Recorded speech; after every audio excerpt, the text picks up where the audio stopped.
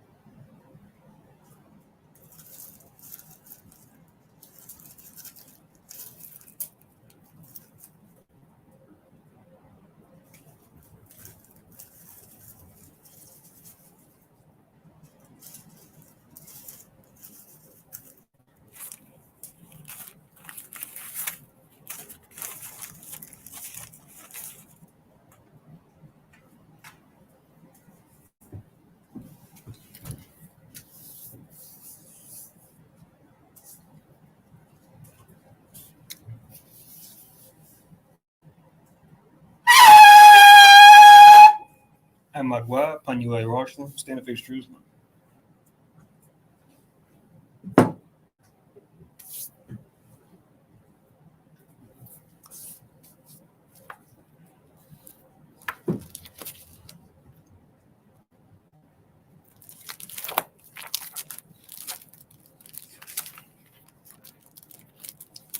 Blessing of the Sabbath.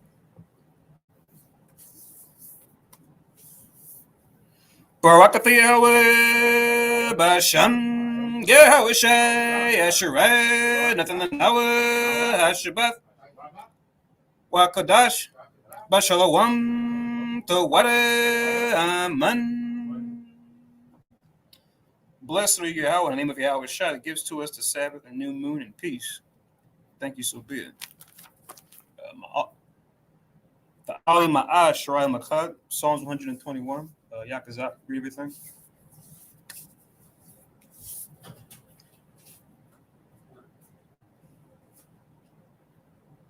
Anya Harayim Yahim Harim Mayan Yabawa Azariah Yabawa Mayahu Shashat Shemayim Waratiza Yanathan Lamawat Regalia Yala Yanawam Shashramarka Hanela Yanawam Wala Yashan Shashumar Yashrele Yahweh Shemaria Yahweh Tazalia Ayo Ya Yim Ya Yawamam Hashemash La Kaya Wayarak La Balayala, Yahweh, Yashamaria, Makal, Rai, Yashamar, Napasha, Yahweh, Yashamar, Hawalakya, Wabuaya, my thigh will aid, I will Basham, Yehoshai, the water, Amen. Psalms 121. I will lift up my eyes unto the hills, from where cometh my help. My help cometh from the Lord, which made heaven and earth. He will not suffer thy foot to be moved. He will not. He that keepeth thee will not slumber. Behold, he that keepeth thee shall neither slumber nor sleep. The Lord is thy keeper. The Lord is thy shade upon thy right hand. The sun shall not smite thee by day, nor the moon by night. The Lord shall preserve thee from all evil. He shall preserve thy soul. The Lord shall preserve thy going in, thy coming in from this time forth, or even forever. Amen. Amen. Shema Yasharala, Hero Israel, Deuteronomy 6 and 4. Shema Yasharala, Yahweh, Eloheinu, Yahweh, Echad. Shema Yasharala, Yahweh, Eloheinu, Yahweh, Echad. Shema Yasharala, Yahweh, Eloheinu, Yahweh, Echad.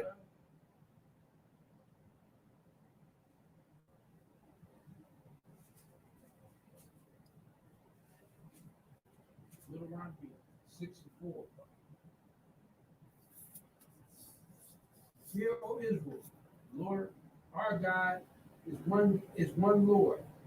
Amen. Amen. Amen. Tapala Yahweh, the Lord's Prayer, Matthew 6 and 9.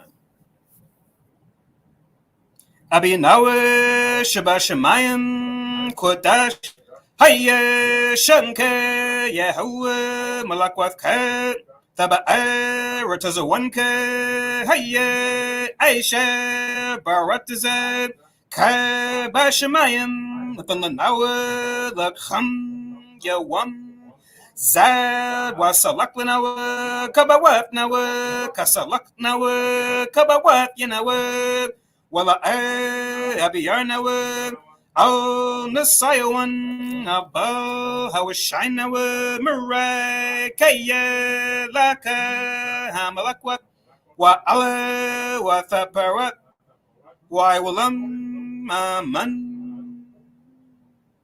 After this man, Matthew 6 and 9. After this man, therefore pray ye, our Father which art in heaven, hallowed be thy name, thy kingdom come, thy will be done in earth as it is in heaven. Give us this day our daily bread. Forgive us our debts, as we forgive our debtors. Lead us not into temptation, but deliver us from evil.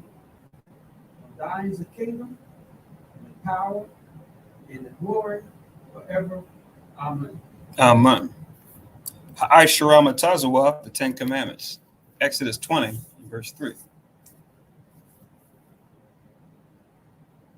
La'at Yahayat Akab Alahayim Akarim Alpiyat La'at Taishat Lakat Pasod Wala'at Taibadam La'at Talakwaka Shamwa Yahweh Alahayaka Lashawat Zakat Ath Hayawam Hashabath Lakodashwat Kabad Abiyaka wa Amaka La'at Taratazak La'at Tana'ap La'at Thaganab La'at Thainat Shakur La'at Tachamat, Ko, Asherah, Laraika, Aman.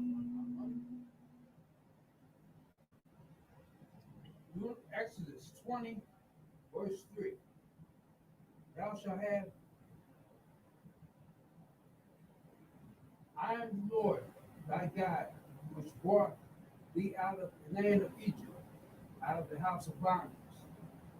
I shall have no other gods before me.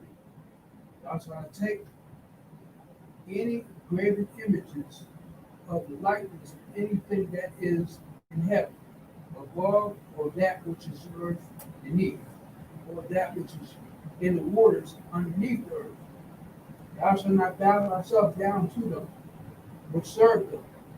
For I am the Lord thy God. I am a jealous God, visiting the iniquities of the fathers upon the children, upon the third and fourth generation of those that hate me, showing mercy unto thousands of them which love me and keep my commandments. Thou shalt not take the name of the Lord thy God in vain, for the Lord will not hold him guiltless that taketh his name in vain.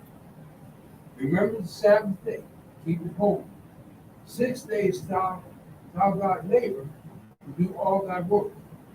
But the seventh is the Sabbath of the Lord thy God. In it thou shalt not do any work. Thou shalt not thy son, nor thy daughter, nor thy manservant, nor thy maidservant, nor thy cattle, nor thy stranger that is within thy gates. For 6 days the Lord made heaven and earth and the sea, and all them it is, and rested the seventh day. Wherefore the Lord blessed the Sabbath day, and hallowed it. Honor thy father and thy mother, that thy days may be upon the land which the Lord thy God has given thee. Thou shalt not kill, thou shalt not commit adultery, thou shalt not steal, thou shalt not bear false witness against thy neighbor, thou shalt not covet thy neighbor's house, nor thy head. Thou shalt not covet thy neighbor's wife, his manservant, nor his maidservant, nor his ox, nor his ass, or anything that is thy neighbor's. And all the Yes, sir. kind. Amen. Shabbat, be seated.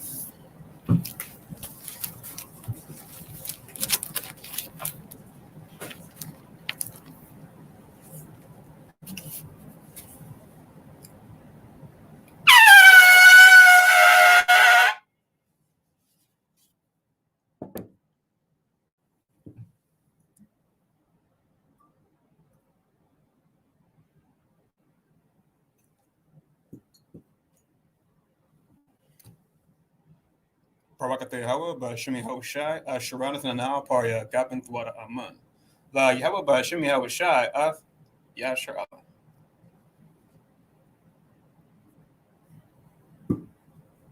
English translation. Blessed are you, Yahweh, in the name of Yahweh Shai, that gives to us the fruit of the vine. Thank you, so be it. To Yahweh, in the name of Yahweh Shai, with Israel.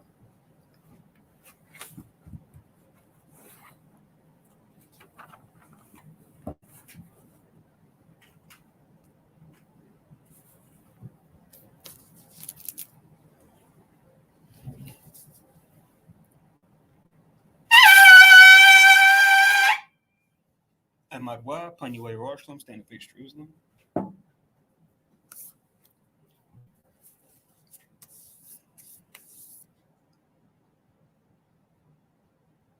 Barakateh Yahweh, Haggadah, Rakawam, Abiyar, Wanawa'eh, Aliyawan, Malak, Shal, Shamayim, Warataza, Wakau, Dabaryam, Kayayam, Wagam, Hamashiach, Mayahawe, Arawanawe, Ahabnawe, Hapulat, Yahweh Aitiza, Yahweh Shai, Zakarnawe, Yahweh, Bartazawan, Ainka Yashala Izarnawa Bana Wasa Yasharala O Nanawa Yam Yan Aita Kayawamyam Akwadam Babakusha Shalak Mike Allah Watazwadak Alahayam La Maganawa Rabharnawa Washamar Ionawa Bakur Shalak Haruka Shao Yahawashai Lanawa Lala Mudnawa Rabiam Kakama Thabawana Wada I Shao the Barka Basham Yahawashai for Wada Thum Yad Waiwalam Aman. English translation. Blessed are you, Yahweh, the great, merciful, mighty, terrible, most high power, King of heaven and earth and all things living. And also the anointed from Yahweh, our Lord, our friend, our wonderful counselor, Yahweh Shai. Remember Yahweh favorably, your people Israel. Help us build and gather Israel, most high, we beg you, right now, like the days of old. Please send Michael and righteous powers to protect us, heal us, and watch over us. Mainly send the spirit of Yahweh Shai to us to teach us much wisdom, knowledge, and understanding of thy word. In the name of Yahweh Shai, thank you, always and forever. So be it. Repeat the Hebrew only. Blessed are you, Yahweh, in the name of Yahweh Shai that gives to us the law. Barakatah Yahweh, Ba'ashem Yahweh Shai, Asherah, Natan Lanawa, Hatawarat. Blessed are you, Yahweh, in the name of Yahweh Shai that gives to us light to see. Barakatah Yahweh, Ba'ashem Yahweh Shai, Asherah, Natan Lanawa, Awar, Lara Awat. Blessed are you, Yahweh, in the name of Yahweh Shai that gives to us the ram's horn to call the people. Barakatah Yahweh, Ba'ashem Yahweh Shai, Asherah, Natan Lanawa, Karan, Ha'ayub, La Korah, Ha'aim, Yeshabwa. Be seated.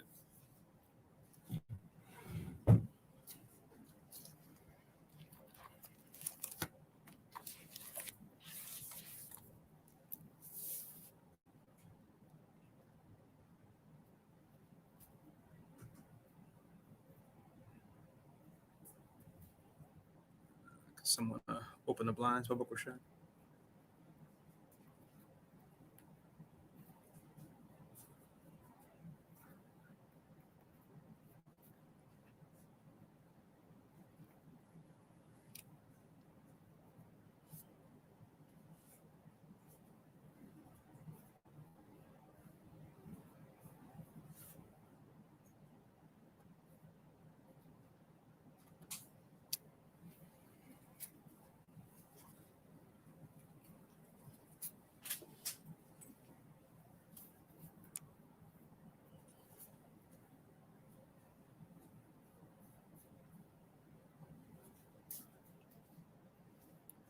All right, so Shalom Yasharala.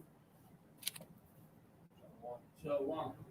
All right, so Shalom everybody here in Philly. Shalom everyone watching on live stream, and Shalom everyone listening in on teleconference.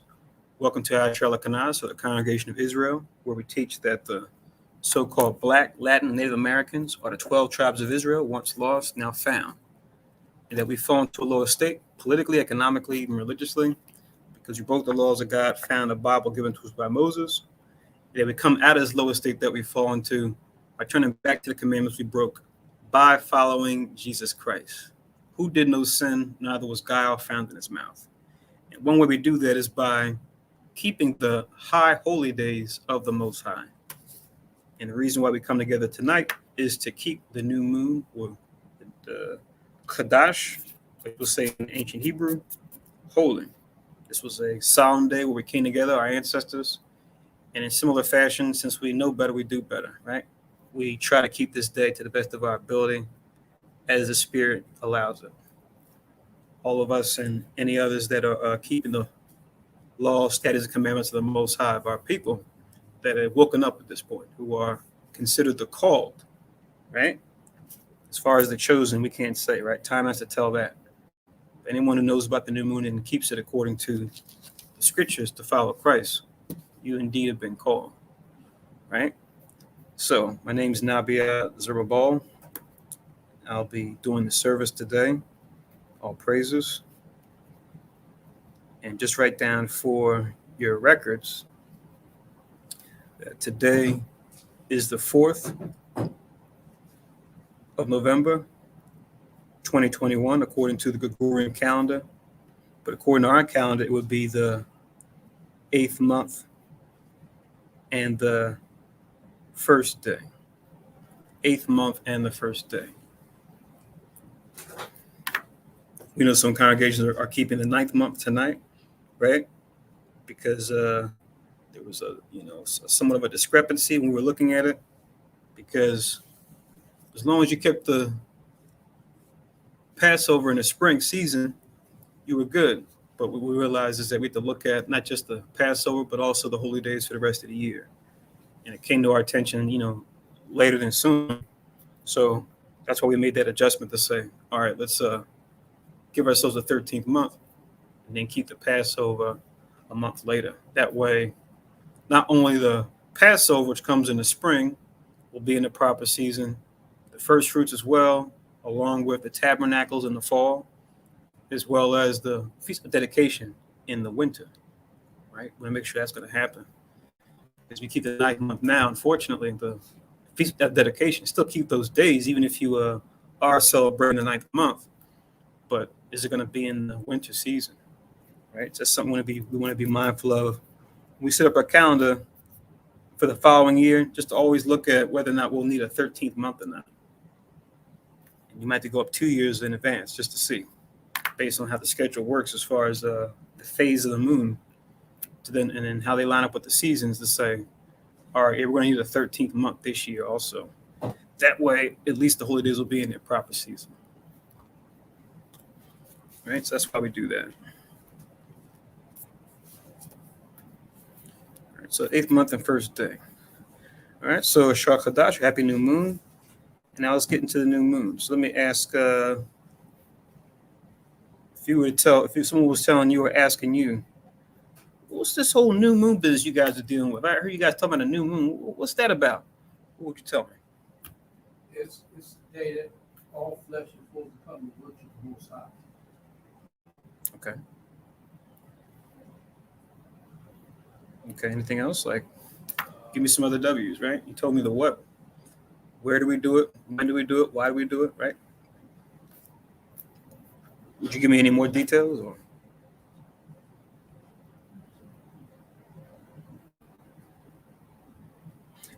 Before you grab a scripture, I'm just asking you, like if you're talking to somebody and they have these questions, what do you do? Okay, we come before God. What do we do when we come before God?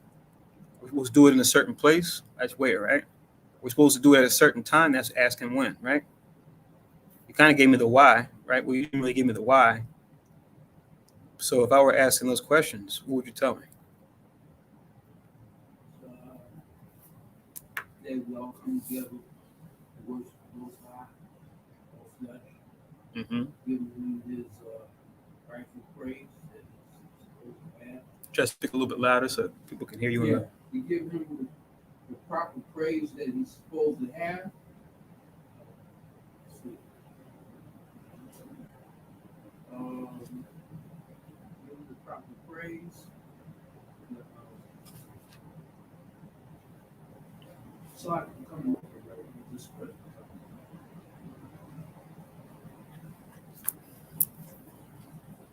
So when do we keep it? When do we celebrate it? Because I know if I'm in the world, I know when Christmas is. I know when Easter is, Thanksgiving, right? Flag Day. I probably don't know what Flag Day is, but I know Independence Day. When do I keep this new moon? Brother, when do I keep them?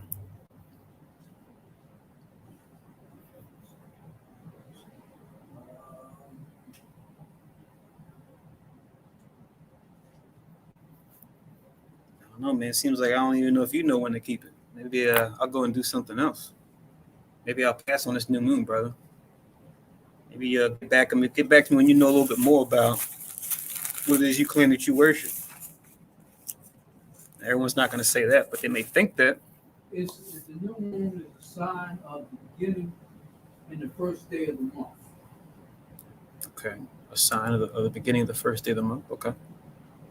What sign? where the moon changes very phases in the moon Mm-hmm. from lets us know the beginning and end, the quarters. Quarters. Okay. I think you mean like phases. Phases is more general. Yeah, phases. So how do I know when it's a new moon? Okay, I look at the moon, I look at its phases, but how do I know when the new moon comes in? Because it's the first of the month. Right, So but it's around the first of the month. uh, but looking up at the moon, how do I know it's a new moon?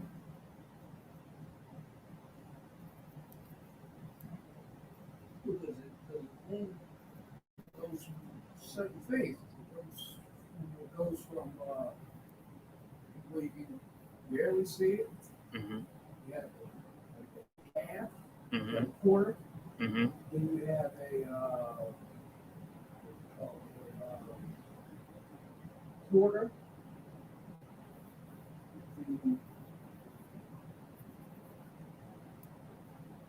the midpoint, the half moon, and then the full moon. Okay. So any of those are new moon? Those are the phases of the moon. Right. So when's a new moon? What's it look like when it's a new moon? You just gave me some phases. You said first half, first quarter, right? But how do I know it's a new moon? What distinguishes it when it's a new moon? How do I know if it's not? How do I know a first half isn't a new moon or a full moon is a new moon? What's it look like when it's supposed to be new?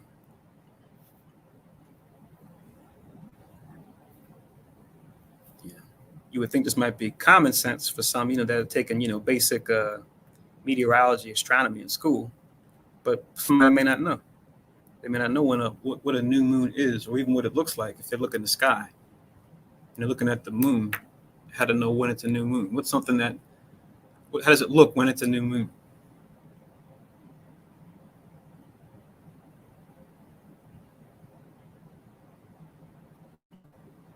Maybe you could help them out. What's it look like when it's a new moon?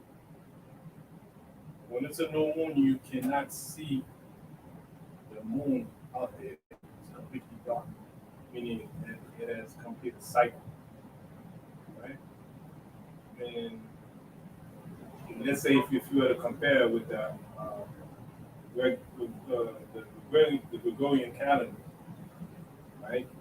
Something that goes from the first day all the way to the 30th day or the 31st day or the 20th day, depending on the year that we in. But if you go out there right now, you observe in the sky, you won't be able to see it. I mean, it has completed cycle. And a new cycle is about to begin. Tomorrow, like tonight, is the new moon, right? And the day start at even, so that's the first day. So the moon is a sign of the first month, the beginning of the month. That's why the month is called after her name. So if you want more biblical clarification to that, you can go to Ecclesiastes 43. So the key thing you touched on there was, as far as my question was, is completely dark. Right? So you want to make sure to explain to folks, okay, a new moon is when it's completely dark.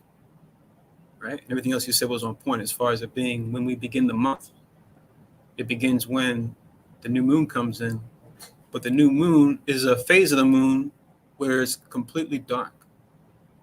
Right? If you look close, you may be able to see the silhouette of it against the night sky, right? On a clear night, you'll still be able to spot it, but you'll see that it'll be completely dark around that time. So we look up in the sky now and find the moon in the sky. We'll see it's dark. So that's the new moon.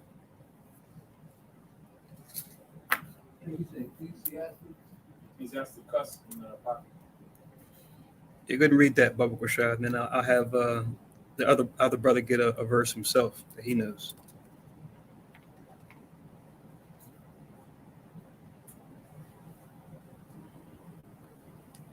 You could probably start in verse. Well, I'll let you read it. I'll let you bring it up.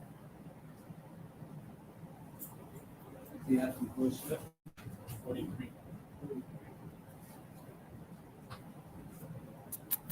You want to start at 6? Right, I'll start at 6.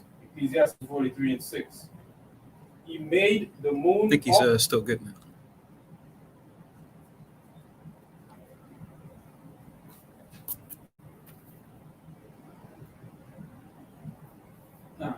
He made the moon also to serve in her season for a declaration of times. So the moon is kind of like the earth clock. It's the clock. It's the earth clock. That's clocking when the month begins. And then it rotates through the whole cycle, just like a clock rotates from one end to the next end, and it complete a cycle. So the moon starts out one day, second day, except it's not like chronologically like a watch, but it is all right. It is a day. It is a month cycle clock for the Earth day. Right. It says he made the moon also to serve in her season for a declaration of times. So if somebody were to ask you what time it is, according to the new moon, you'll be able to tell them what time it is. But since we disconnected with the Most High, we don't have a nation of Israel that can tell you exactly what time it is by looking at looking up to the heaven and be able to read the clock and tell you what time, what day we in. Right. So it says he made the moon also but because of the calendar that we have now, right, we'll be able to with technology, we'll be able to come up with a calendar. But now we can tell what time it is, right? Because remember back then, we didn't have like a written calendar. We can do it by observation, by watching, right? clock. So the moon is an earth clock. Yeah, the moon is the earth clock. That's pretty much when you read it right here. It says he made the moon also to serve in her season for a declaration of times, right? For a declaration of time. It's a calculation. It's a cycle calculation for one day to the completion of the month. You get it? It's a declaration of time. Just like you have a time clock. I tell you a 24-hour day. The moon is a time that tells you where you are in the course of the month. Come. And it says, in a season declaration of time, in a sign of the world. What verse is that? That's no 6. 43 verse 6. Son, it says sign of the world. Mm-mm. Verse Oh, 6. yeah. Ecclesiastes 43. Verse Yeah. 6. In a sign of the world. When it says a sign of the world, if anybody around the world, wherever you may be, wherever you located, whether you're in the north, east, south, right, west side, whatever you are, you located geologically in the world, whether you're in Europe, whether you're in Jamaica, whether you're in China, wherever you are, the sign is right there in the heavens. Anybody can see it. Right? It's not exclusive to one region. Right? Everybody can see it.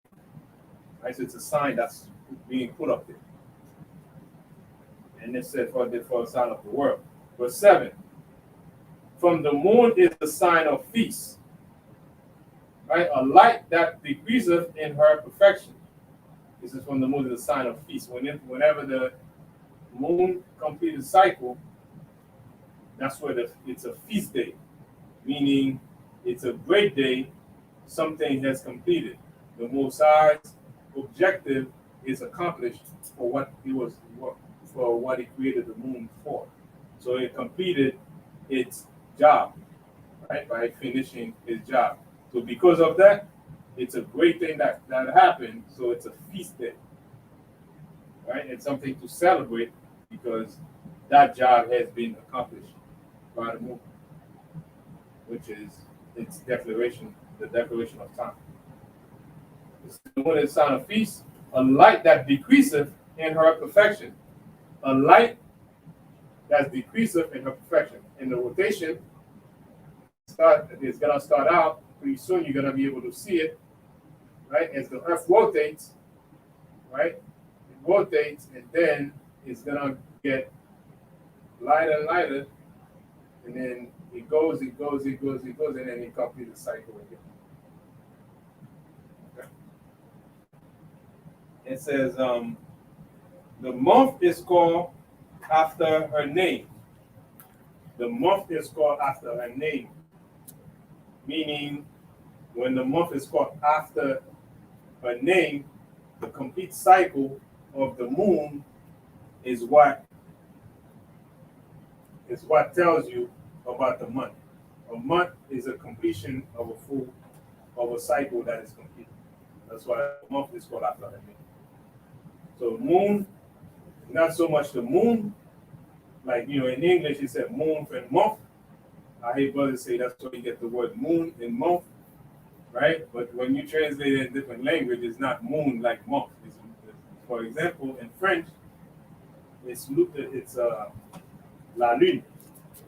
So if you were to translate la lune with moi, it's not the same thing, right? So now when you say the month is called after a name, it's pretty much the moon is synonymous to the month cycle. Okay? The moon is synonymous To the month cycle. to the month.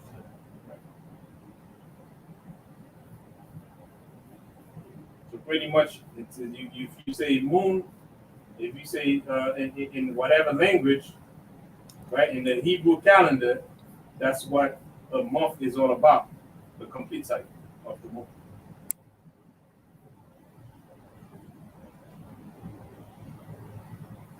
He says, again, after the name, increasing wonderfully in her changing, being an instrument of the armies above, shining in the firmament of heaven. So it says it's among the other armies above, meaning what people call the stars, right? When you look at into heaven, the celestial, when you're talking about, you look for all the instruments above, you see the moon is one in the midst of them, but a visible one that serves a purpose for us to see it, right, all throughout, because it was created for us to be able to tell where we are in the moon, so that nobody mistake it wherever it may be on the globe.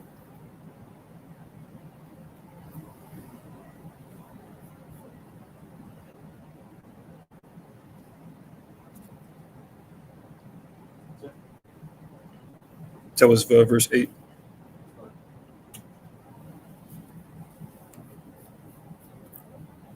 All right. So did you have a verse you want to bring out for us?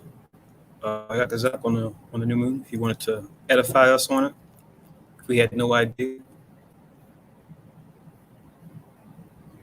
You actually quoted one, not too when you first started.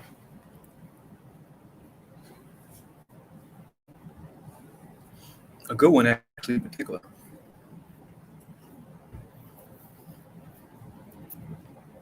When you said, "All flesh come to keep it." I said, "Oh, okay. So that's a good one."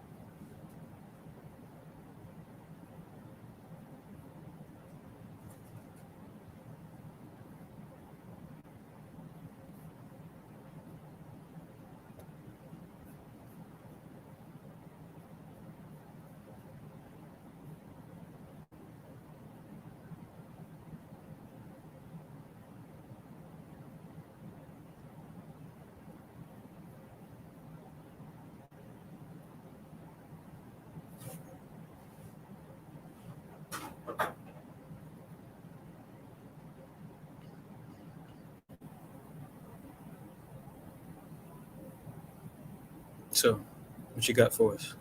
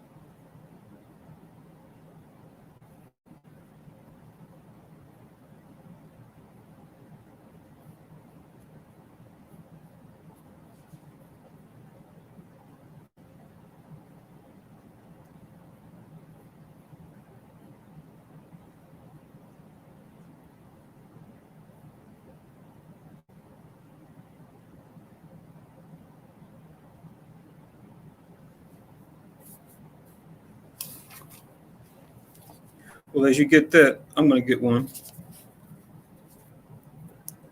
This is and if I took yours, the one that you're looking up now, you have to find another one. So Psalms 81. Psalms 81, I'm going to read from 1 to 4.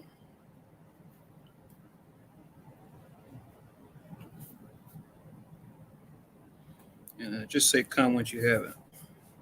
Psalms 81. Mm-hmm. In verse 1.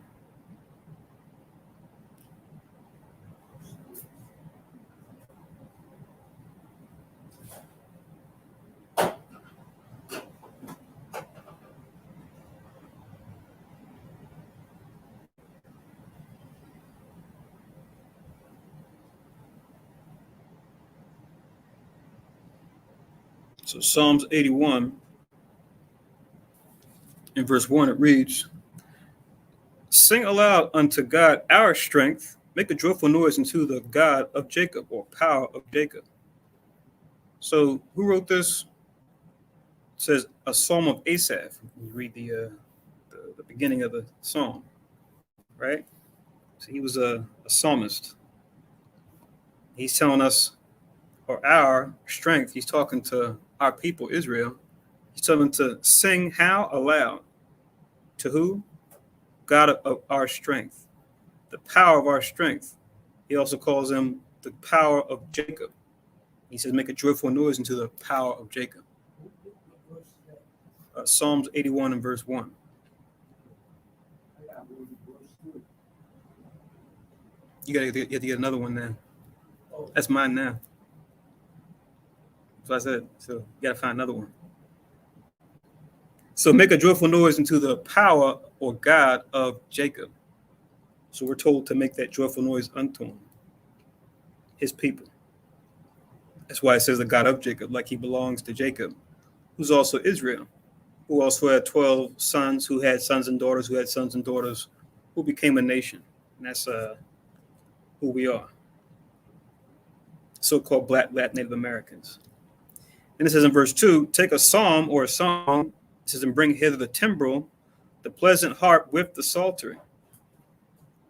So it says, bring hither the timbrel, right? A musical instrument. It says a pleasant harp, another musical instrument, with the psaltery, another musical instrument. And you go into these instruments, these are like string instruments, right? That we could use to make melodies. Like we have like a guitar, right? Or like a violin, right? For example, or a viola. Those are examples of string instruments that we have now, or even harps, right? Then it says in verse 3, blow up the trumpet in the new moon in the time appointed on our solemn feast day. So he's commanding us in the song to blow up the trumpets. That's what we did when we started off, right? We got the shawapar in the ancient Hebrew. You'll see it sometimes in the Yiddish, they'll say shofar. It's a shawapar in the Hebrew. It's an example of a horn. or a trumpet. So we sounded off in the new moon, which is the time that we're in right now in the year, in the 8th one in particular, in the time appointed on our solemn feast day. It's like Khan touched on earlier, when the sun sets, when the new day begins. When the sun set today, whatever your sunset was, wherever you were at, that was the beginning of the new moon, or the 8th month. Like I said, some of you celebrate the 9th month, which we understand, because you might have kept the Passover in the spring season too a month earlier, but then it throws off the other holy days. Then it says in verse 4, for this, this is talking about the new moon, was a statute for Israel, a statute or a law for Israel. Who's Israel? Like we said earlier, so-called Black Latin Native Americans, right? That's what they're being called today. But that's who Israel is. So it was a statute that we were supposed to follow. It says, in a law of the God of Jacob. So there you see God of Jacob again, showing you that what? The God of the Bible, right? Yeah, he created all nations. He created the heavens and the earth, but he's what? Exclusive. He's dealing with his people. He's dealing with Abraham, Isaac, and Jacob, and then Jacob's children, right? Those are the chosen people of God that he wanted to be that example in the earth. And one way we're an example is by keeping his laws, right? Which have wisdom behind them, right? It's not just going through the motions just because he said so. No, when you meditate on the new moon and the role that it plays when it comes to the rest of creation, it's very important why we keep it and how it keeps everything together when it comes to our Most High, how he set things in motion and how we go through all the different seasons throughout the year. So it's very important, but it's for us. And we're supposed to be that example for everyone else to follow. Psalm 95. I don't know, you tell me. It says, "Oh, come, let us sing unto the Lord.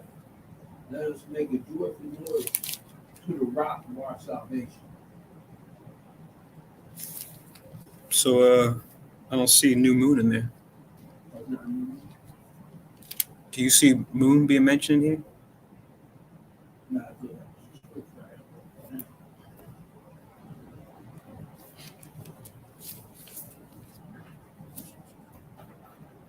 I think you know the answer to that already. No.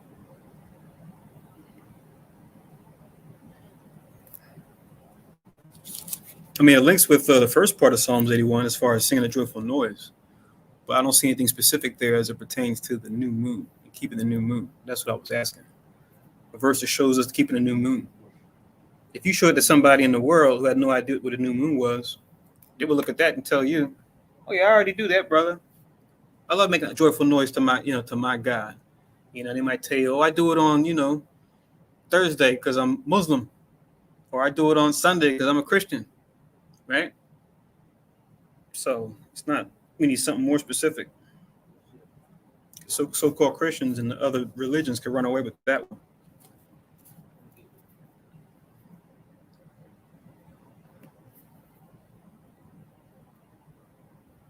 You don't have notes on the lesson you prepared? You did it before?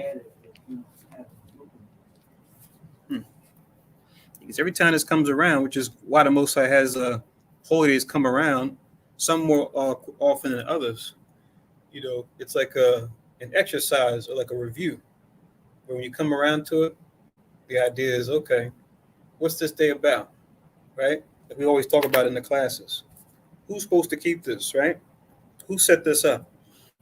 What do we do on this day, right? Where do we do it? When do we do this? Why do we do this? How do we do this, right? You want to ask all those general questions you can ask of anything, right? And see if you can answer it. So not only for the new moon, but even for, say, the Sabbath day, right? It may seem monotonous. Okay, it comes every seventh day of the week, right? Which we know is this week's Sabbath is going to be tomorrow sundown. But now you want to be able to really know for yourself, if you know what it's about, you should be able to answer all those questions, right? As if someone was going to ask you that had no idea, right? I should be able to be able to answer those questions when it comes to the Sabbath, right? Who set this up? Who's supposed to keep this?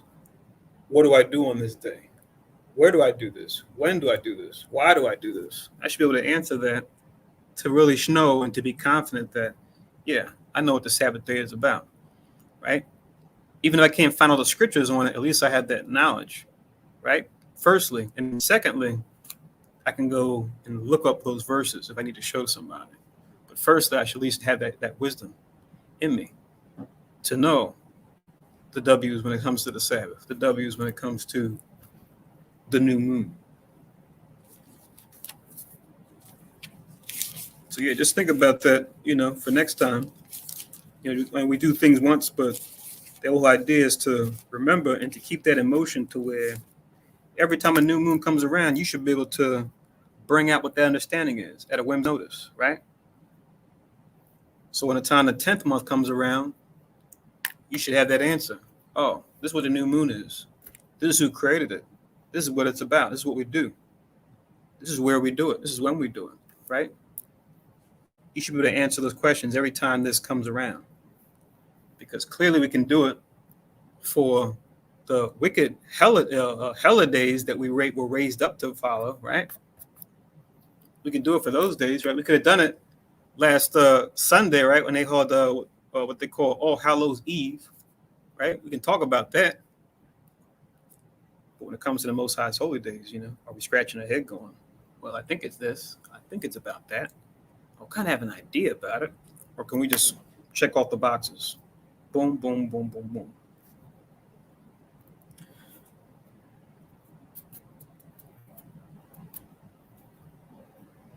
So I'll give you one. I'll give you the one that you actually referenced, Yakazak. Go to Isaiah 66. Isaiah 66 and 23. That's the one that you actually quoted indirectly when you gave your answer about what the new moon was about, which was on point concerning what the new moon is. Yeah. When I asked you earlier what the new moon is, you actually referenced this verse. I'm not sure if you're aware of that. And you were right concerning what the new moon is. So if you could read this verse and bring that out, Baba Kasha. You said, was it, you sure it's 56 and 23? 66. Oh, Second to last verse in the book of Isaiah. This might have been one of the verses that you used when you broke it down that time. I had to go on my notes and see. Isaiah 56, verse 23. To come to pass that from one new moon to another, from one Sabbath to another, all flesh shall come and worship before me, saith the Lord. All right, so give us the sense. Cause us to understand the reading. It means that all flesh, all Israel, shall come before the Lord and worship. Before the Lord saith the Lord. It means you're supposed to give him his due. His reverence, which he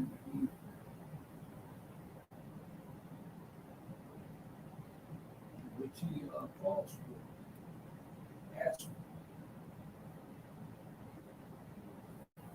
for. Okay.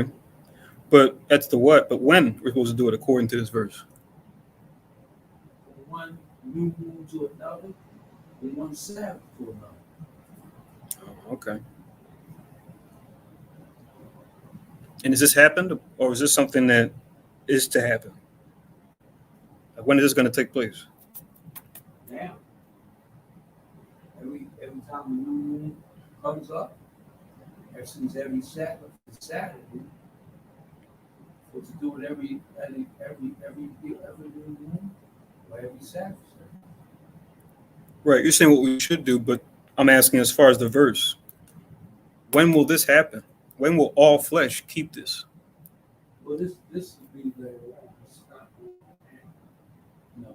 Later on? Yeah, this This is more or less a future prophecy. Oh, okay. Right. I'm asking those questions because if I'm someone who has no idea, I might have those questions. Right? So that's how we can pretty much size up a verse. If we can answer those questions that may come at us, right? Those W's, then we know, okay, I'm aware of what this is saying, at least on the on a basic level, and I can give someone edification. So you're right, it's a future prophecy about something that's going to happen. Also, one thing to notice, while this is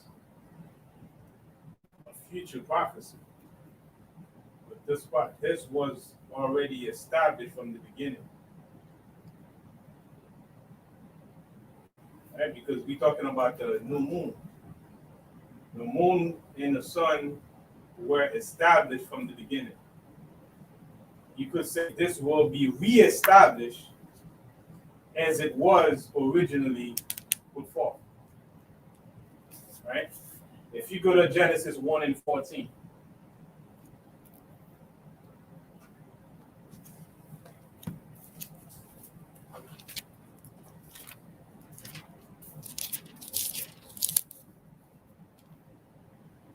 Genesis 1 and 14 read, and God said, let there be lights in the firmament of the heaven to divide the day from the night, and let them be for signs and for seasons. From the beginning, it was already established.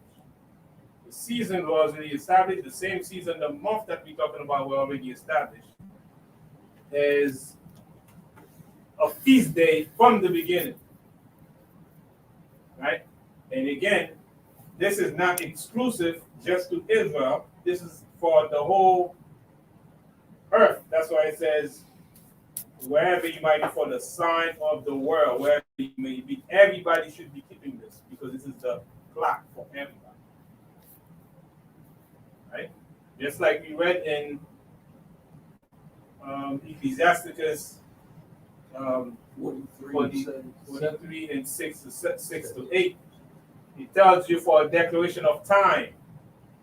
But this declaration for time for everybody. Everybody should be on that clock. That's why the Most High said, all flesh shall come to worship before me when you go to Genesis, Isaiah, 6th chapter. And if even the other nation, if they still want to be rebellious and don't want to follow the original setting that was set up from the beginning, then there's going to be consequences for that. Right? Keep in mind when the Most High created the earth in the Genesis, right? We didn't have Jacob then, right? But the season and the time of feast was already established. The Sabbath was already established. So from week to week, month to month, it was always the Most High established it so that everybody, wherever you may be, know that He's the Creator, regardless of who you are. But if you choose to deny it, then in the course of time, because we lost it, Jacob come along in a later time. The Most High choose Jacob to be the nation that gonna teach people again, supposed to be the model that's gonna teach people again what they lost originally from the beginning. Right. So that talks about, that goes into what we just talked about in Psalms 81, right? Because it will be pertaining to Jacob as far as the laws being given to him. And yes, because it seems like it might be contradictory, because we'll say nobody else knew God, but they're supposed to know God, right? Like you said. But it'll seem like it's a contradiction, but it's not. He's just saying that what? He set Israel up to be that example for the other nations to follow. Is there any more you had on Genesis 1, or is there something else you wanted to bring out? That was pretty much it. You can also go to Zechariah, where he gave Zechariah 14 and 17, where he tells what's going to be the consequences of those who don't want to come worship on those days. Okay, before you get that, let me just get this verse real quick. This is Psalms, right? 147.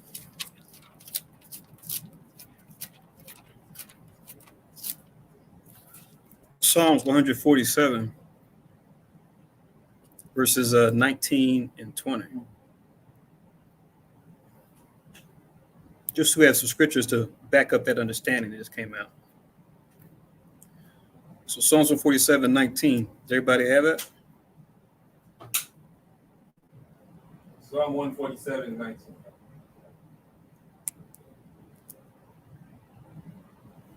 We have it at least written down, right? Okay. So Psalms 147, 19, it reads,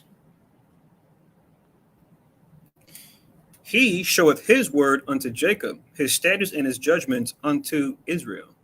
You read above the he is talking about the Most High. You read at the top of this chapter.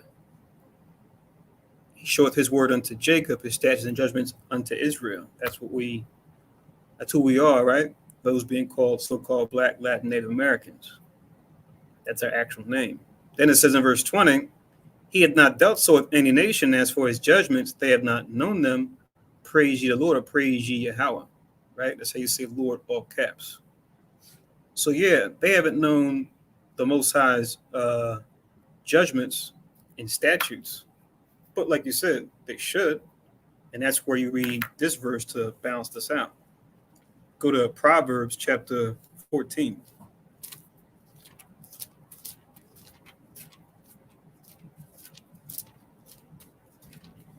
Proverbs chapter 14.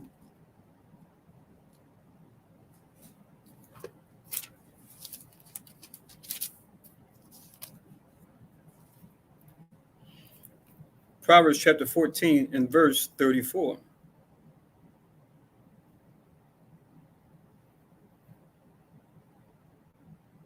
Just say comment, you guys have that written down.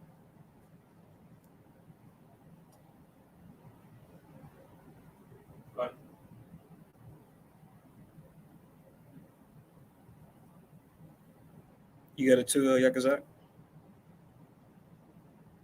Chapter 14. Proverbs chapter 14 and verse 34. So Proverbs chapter 14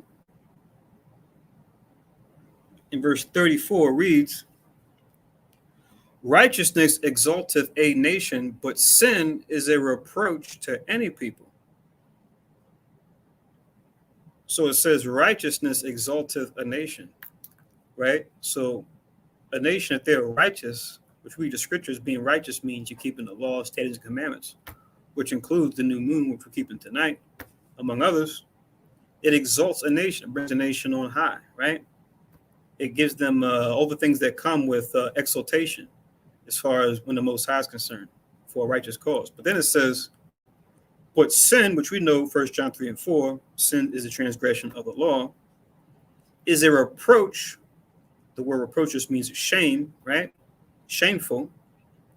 But sin is a reproach or a shame to any people. Yes, we were given the commandments, but now we understand that we have eyes that can see, ears that can hear, and heart that can understand the importance of the commandments and how they keep your nation together. We can look at other nations and see their future. That what? It's not going to bode well for them, because when you look at what they worship, what they follow, they don't follow what the Most High has here in the commandments. They may take bits and pieces of the Most High's commandments, then they usually mix with other stuff that deals with what? Idols, among other things that you're not supposed to do. So that's why it's a shame for all of them. That's why it's a shame, because that's why they all have fallen, right? Even the one that we're in right now, it's on its way out for the same exact reason that the empires before fell. I got one second.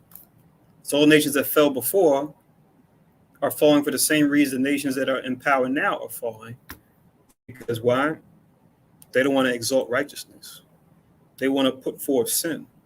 And their laws that govern their society praise or uphold sin. So it's going to be a shame to them as it was to the nations that came before. And one more. This is Deuteronomy chapter 4. Deuteronomy chapter 4.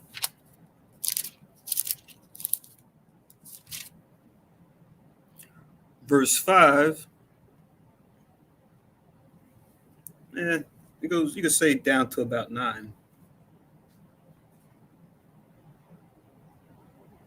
But this is just good to read, just to have a perspective on what it means to keep the commandments as an Israelite or one that comes from the 12 tribes.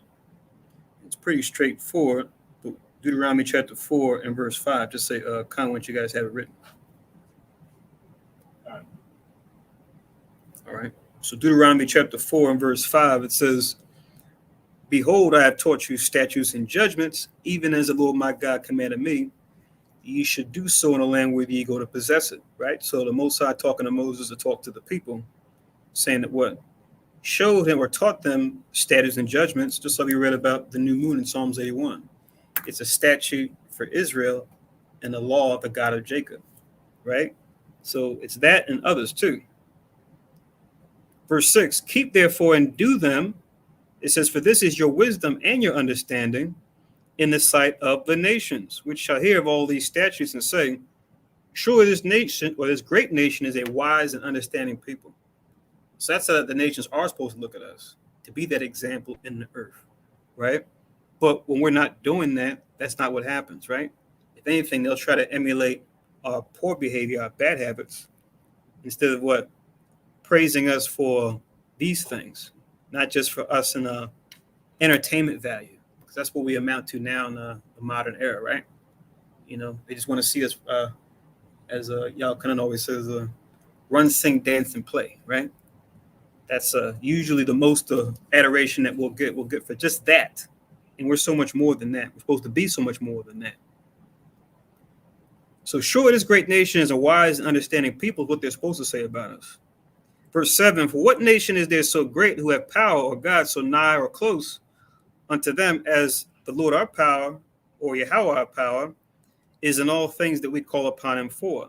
Then it says, and what nation is there so great to have statutes and judgments so righteous as all this law, which I set before you this day?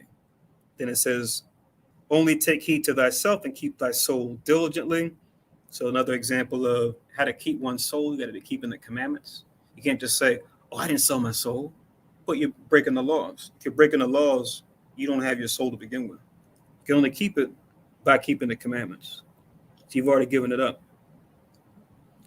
Lest thou forget the things which thine eyes have seen, and lest they depart from thy heart all the days of thy life. It says, but teach them to thy sons and to thy sons' sons. So let this be the main thing that you hand down, right, to those that come after you, right? And everything else will come with it, not just the spiritual things which come from the law, but also the physical things that come from keeping the law, right? So this is the ideal. But as we already discussed, and as we can clearly observe, as all of us here have eyes that can see, ears that hear, and a heart that understands, that majority of our people are not doing this. But we are, and that's good. And we want more of us to do this, right? That's why we spread the word, so that some can come back, because we know all won't. But we have to warn all so that some will. I know when we read those scriptures, like Nadia said, they might be contradictory. That's why I always say that when you are an Israelite, there's more responsibility that comes with the job than anything else. You got to know how to rightly dividing the word of truth, because the Most High exclusively chose one nation out of all the nations of the earth, right? He chose them and put the Spirit to work with them so that they can bring back the original teaching. I mean, the original intention of the Most High back to light again. But He has not dealt so with any other nation, right? After mankind fell from their dominion. So when we read that, we gotta be mindful of what he says. He doesn't say nobody's supposed to know the law. He's chosen Israel to exclusively know the law, and through Israel, then the world might know the righteousness of the Most High. Because if you're gonna judge a people and they don't know the law, so that right that in there, there's nothing to judge them on. Everything they do is right because they don't know the law. The law is not for them. So if the law is not for them, then what are you gonna judge them on? Right? What are you gonna judge them on? That's why you gotta be very, very careful. I know these things that we learning to this day. If we were to say it back then, few years back then, that would be uproar. People would say, "Man, you're going to the other nations. You're teaching the other nations." Right? But the key is Israel exclusively must have and know the law, rightly dividing the word of the law. That's why Yahweh goes not into the way of the Gentiles, because Israel is supposed to get the word first, and through Israel, then people will get it.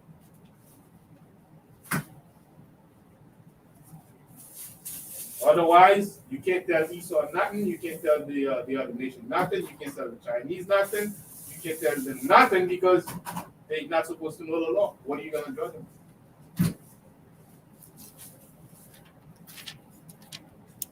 Come. It wasn't given. Yeah, if it wasn't given to them to know it, then what are you going to judge them? You give it to Israel to know it and teach them to Israel. And when Israel, through Israel, then everybody shall get. That's how they'll be able to know again what the new moon is about, right? What the Sabbath is about, so that they can go also to worship before the Most High. And if they don't worship, even after they know it, then there's not gonna be any rain. You're gonna be punished because you should know better. You're being taught. Right. You got to be very, very mindful when we're teaching this, so not make it just a closed box. You can't put the Most High in the box, because from the beginning, as we read in Genesis, all these things were already established for everybody to follow the ordinances of the kingdom of the Most High. We read this not too long ago, but just to go along with what we're bringing out here, Exodus 13. Exodus 13, 14, just down to 16. The whole chapter is good, but I just want 14 to 16. But just a good example. What's going on? Something in the comments? 13. Exodus.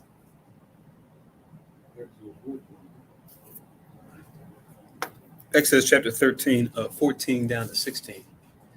Just being for one example of something that we keep now, being the Feast of Unleavened Bread or the Passover. But the way it addresses it, it's saying, as you have this conversation, that goes to those who come after you, the next generation, and they ask you those questions. Well, what's this about? It goes into why you would tell them what this is and why this is important. But everyone has that written down. Exodus 13 down to 14. You get the Tuga bar? No, I didn't write that down yet. I'm reading it. Exodus 13. So Exodus chapter 13, in verse 14, it reads, "And it shall be when thy son asketh thee in time to come, saying, what is this?" Right? Talking about when they kept the first Passover, when they kept the first Exodus, I should say the first coming out of Egypt, and the unleavened bread. So it's saying in the future, when you keep this year after year, and they come to you and say, what is this? It says that thou shalt say unto him, by strength of hand, the Lord or Yahweh brought us, the 12 tribes, out from Egypt, from the house of bondage, right? Because Egypt, we know, comes from the Hebrew Mizraim, which actually means bondage or to bind. That's why the Greeks called it that. And that's the forefather of the Egyptians, Mizraim. It says in 15, and it came to pass when Pharaoh would hardly let us go, that the Lord or Yahweh slew all the firstborn in the land of Egypt, both the firstborn of man and the firstborn of beasts. Therefore I sacrifice to Yahweh all that openeth the matrix or the womb. That's what matrix means. being males. But all the firstborn of my children I redeem. It says, and it shall be for a token upon thine hand and for frontlets between thine eyes. For by strength of hand Yahweh brought us forth out of Egypt. So now when it mentions the token upon our hand and for frontlets between thine eyes, this is going into what? The mark of life, which was what we want. You hear all this talk about the mark of the beast, right? Don't get the mark of the beast. You don't want to be considered, dead, right? But now the mark of life, just like the mark of the beast, they're spiritual, right? They represent ways of thinking and ways of doing. That's why it says on your hand and on your head. But there's a lot of confusion now around, what this whole mark of the beast is. They try to explain it, or they try to break it down as far as it being something that's carnal, right? Like something they're gonna put on you, right? Like a microchip, right? Or some kind of barcode, right? But no, the mark of the beast, they can do that all they want. Just like they can say, oh, we have an antichrist that we created, right? And he's supposed to be the opposite of our Lord and Savior. But we know, just like the antichrist is a spirit that was here even back before, right? The modern era. John even wrote that in his letter. He said that spirit of antichrist is already going out into the world. So it's been here, not some new phenomenon. So they try to do the same thing with the mark of the beast and say, oh, it's talking about, a microchip that you get in your forehead or your hand. That's how you buy or sell. But no, it's talking about a lifestyle culture mentality. It's talking about a way of thinking and a way of being, right? It's actually summarized in a common expression. It started, in Roman times, but people even say it now. When in Rome. They say, when in Rome, you know what comes next, right? How's the expression go? Right. So that's what that's really talking about, right? So that you can be embraced. And we see that now, even to this day. People being ostracized or being afflicted when they don't embrace the Greco-Roman lifestyle culture mentality, right? Wear this, eat this, right? Marry this. So you can look like, oh, there's something wrong with you when you don't go along with their program. So it's been here. It doesn't need technology, right? It's just a technology as far as modern technology. It's just a tool. But people are still people, and temptation is still temptation, with or without the modern technology, with or without men going to and fro, knowledge being increased. Righteousness is still righteousness. Wickedness is still wickedness. The flesh is still the flesh. And that's when we read that and we read this, we understand that's what it's really talking about. You have that spirit of being in the world, that mark of the beast, just like this spirit here, which is what we want to have, what Israel should have, and really what everyone should have in the end. But we know Israel has to be the ones to be that example, as we already discussed. We have to be the ones to show what it means to have the mark of life on your hand or the mark of life on your forehead, meaning how you think and what you do, right? That's what that represents. But I think I saw your hand up. I just want to add on to what you were saying. I think this thing with this shot that they jabbing people with, Mm-hmm. they're trying to, it's a test ground for what they ultimately want to do. That's what I think. It's a test ground to see how many people they can get to comply with this mandate. Okay. You may very well be right. Of course, Esau's good at making things hard to prove, right? He tries to discredit those that may try to bring out hardcore evidence. But one thing we can say for sure that the scriptures tell us is that he does want to be like the Most High, right? Which would involve what? Him having knowledge to know what? Who you are, where you've been, right? And what you're doing and who you did it with, right? They want to be able to track all those things, right? And we know that modern technology can be used to do that. And we see them doing that. So is that part of that? Yeah, very well. It could very well be true, right? It wouldn't be surprising. But in the end, we're all being watched. Even Esau, right? But as he wants to be like the Most High, he's being watched by the Most High too and being judged. Like we read earlier, righteousness exalteth a nation, but sin is a reproach to any people. So he's going to answer for his shame just as we have in any other nation on the earth, whether they kept God's laws or not. And that's what matters in the end. Keep in mind, Esau is with his science has mastered the material. He knows how to manipulate material. He knows how to take the body, flip it around, right? Only thing that he cannot create the spirit that's in the body. Right? But through his science, he understands the world of matter. The same way the Most High wants to use us to accomplish his will on earth, right?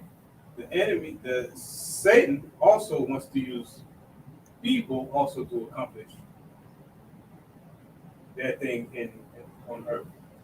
They're fighting for that matter, right? So the way you take control is by having devices that you can put in people, so that you can measure, whether somebody can live this long or that long. It's like they have what they call your DNA, right? Their goal is to control your DNA. And how they done it, it's like everything about you, it's about your DNA. Your spit has your DNA in it. That's why when they do lab work, they can take your urine and they can determine, because everybody has a unique DNA. You piss, your DNA is in it. You spit, your DNA is in it. You sweat, your DNA is in it. Right? Any little thing is a miniature you in that speckle of thing. You at the same time, Marco and Michael. The you is you, but every little thing is you. So they can take that and then work on it, right? That's a lot of involved with this. So if somebody take you out in the case where they do magical things on you and mess you up, they can get a little piece of your little sweat or your pants or whatever. They can take that, right, and act on that DNA and send a signal so that they can affect you, right, in magic practice. But the key is, as long as you have faith, you have the spirit of the Most High, nothing can happen to you, because you have to spiritually or mentally give in when you see things start deteriorating in your life, and so that they can take over and kill you physically. So you have to have that. Let me put it this way. Let's say they act on you and they all of a sudden you start having problems. You have some kind of disease or whatever. The disease is not the end of it. You can fight it, but the minute that you start looking at your life, now it starts getting into your head, and you accept that you are dying. That's it. That's it. Now you agree. Then you really start losing the fight. That's why you see a lot of people, they may have a situation, but they resist, and they say that, nah, that's not the end of it. Next thing you know, they bounce back because they never accepted that life. They never accepted it. Right. The doctor can give you, you have so many days to live, but the fact that you don't accept it, that's it. Next thing you know, you overcome it, and even the doctor cannot even tell, what the hell happened. So all these things you got to be aware of. So when they doing the vaccine and stuff like that, they got stuff behind. Different type of technology, huh? It's a technology that been around for quite some time, right? Still even more cutting edge than the what we might call material technology, right? That we see with like you were talking about, that doctors do. Right. Ways of achieving a certain end. Right. So another thing is, when people want to do things to you, they gotta understand. They understand that's how Esau is a mad science. You can't sleep on Esau on what he knows. Right. To affect you, they understand air, water, fire, and matters. Those 4 things that they use if they want to mess you up. Because you at the same time, you have water, you are dirt, you have air in you, and you have energy.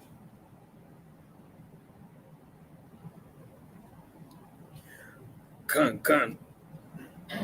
And just to prove what Khan is bringing out, you guys can just write down Numbers 23. Numbers 23 and verse 23. Numbers chapter 23 and verse 23. Also, Isaiah 54, 16 and 17 as well. Isaiah 54, verse 16 and 17. Just say, come what you got. Had those verses down. Who was that, 16 and 17? Yeah, Isaiah chapter 54, verses 16 and 17. And then Numbers, 54, 16, 17. yes, in Isaiah.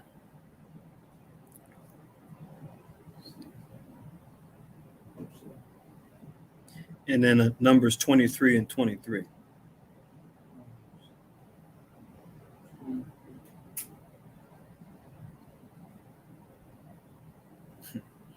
Got me thinking about those shows I used to watch, right? Where it's supposed to be like, making fun of the occult, the dark arts, but they were oftentimes like showcasing, what they actually do, right? But it's kind of presented to us as, fantasy, right? Or science fiction. But, how much of it really is fantasy? How much of it really is science fiction? It's just not what they would normally let people know is part of our reality, right? We don't realize that over generations, Esau has taken careful time to try to create reality through his lens, right? To tell us, okay, these are things that are real, these are things that aren't. All the while, he's aware of those same ancient wisdom, that ancient technology, and he's only allowed certain people that he decides that can see it. But when it comes to this truth, he doesn't have a cap on this. He can't control the Bible and God's word and who's going to go out to, and who those are going to be able to read God's word and make sense of it. So it's a major chink in his armor that he can't do anything about, because this is beyond him. This is what the Most High said he would always give us if we just sought after him. He would always give us that spirit to where we can break through all the lies and deception that anyone tries to put on us. But these verses will confirm that. Numbers chapter 23 and verse 23, it reads,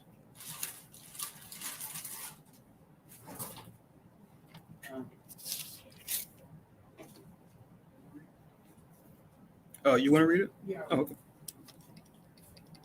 Numbers 23 and verse 23. Surely there is no enchantment against Jacob, neither is there any division against Israel. That's a divination. I'm sorry. Divination against Israel. We all know what divination is, right? What's divination? Divination is a witchcraft. Right. You could say it's what people will do to try to foretell or foresee events to come, which would like today a modern example would be like that's another thing, but you can use that to see the future too.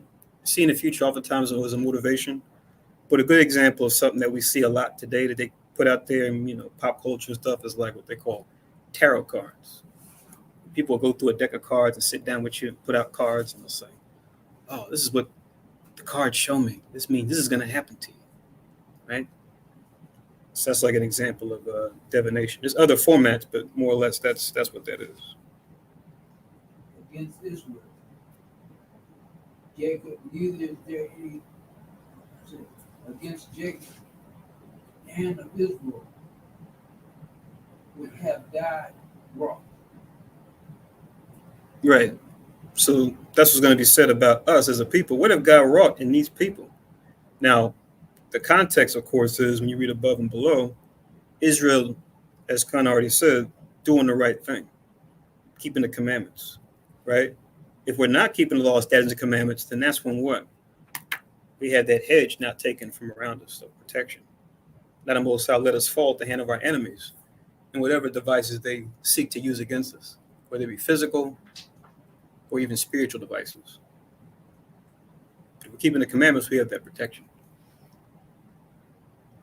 Also, when you see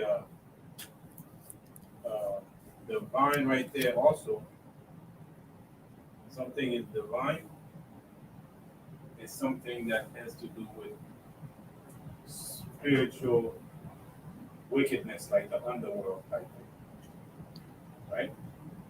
Anything divine is something that is not of physical attribution. When you say divine, Divine is something that is not physical. okay. Okay, it's those who know how to go into the underworld, what they call underworld, meaning have dealing with spirits, but in that case is evil spirits. Okay, so You use the word divine. anything that is divine, like they say, divine intervention, Okay, that means spirit. right? So there's no definition against Israel. Can no one go and contact any dark spirit to do you harm? Right? So that won't work because you belong to a different jurisdiction. You belong to Christ. So once you belong to Christ, can no other spirit, evil spirit, come in and do anything to you? Because now you belong to Christ. Christ is your protector. But once you deny Christ, you don't want to follow the teaching that Christ came to teach about his kingdom, then you're not under his protection. You're not under his jurisdiction. So now another entity can come and do you harm. I like that. I was watching this program. I don't know what it's about. It's about this guy who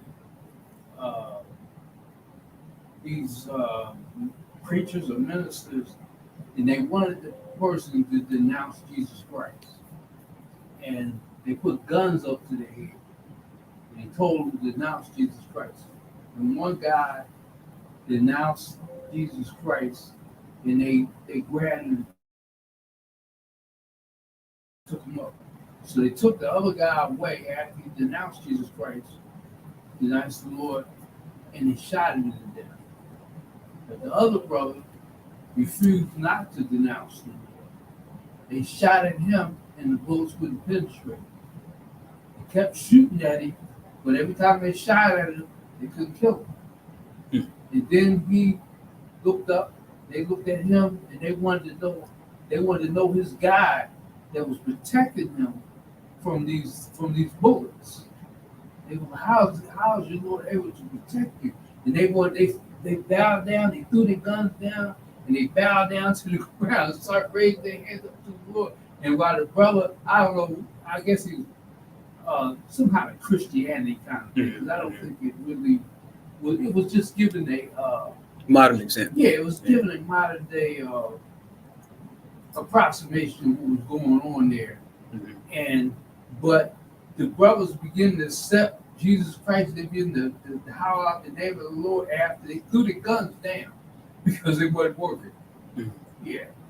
It sounds a lot like what the Most High did for the three holy children, right? Daniel's friends, Shadrach, Meshach, and Abednego, or Hananiah, Azariah, and Mishael, right there, Hebrew names, where they told them to bow down to this idol they had built, and those three brothers were like, "We can't do that. That's against our God." All right, make an example of these guys. Throw them in a fiery furnace. You know, same way with the bullets. The bullets supposed to kill you when they hit you, but they were preserved, right? While in the fiery furnace, they didn't receive harm. They said not even a smoke, right? Was on their garment. When you read the scripture, so it sounds like that's what they were kind of doing with that. But to bring it into the truth, right? Always realize this too. The Most High can do that for us and has. The Most High can also have us die a martyr's death too. It can happen that way also. Doesn't mean that God wasn't with us. It just means the Most High wanted to take us in that way at that time. But we still win in the end, because even if we die, right? Say they try to kill us or harm us, something like that, whether it was then or now, and we're followers of the truth, the worse they do to us, the better it is for our resurrection. So we win and just die of old age, and most like takes our spirit, or we die at the hands of our enemies and we get an even better resurrection. So it's either a lose or lose some more for them. The worse they try to do to God's prophets that and prophetesses that follow him to the end. So they can do what they want to this. The Most High can protect it, or it can allow us harm, right? But in the end, when it comes to our spirit, we don't really die. We just sleep. We just went to sleep. And then if we don't come back through our children's children generations later, if Christ hasn't come back yet, we'll definitely come back when Christ, makes his second coming. And that'll be on our record that we stood against the evil, right? That came against us. I guess I can have you read the other one. Isaiah 54. Isaiah 54, 16 and 17. Which kind of goes along with Numbers 23 and 23 a little bit. Numbers 23 and 23 right there. No, I said they're connected. You can connect to the two of them. But Isaiah 54, verses 16 and 17.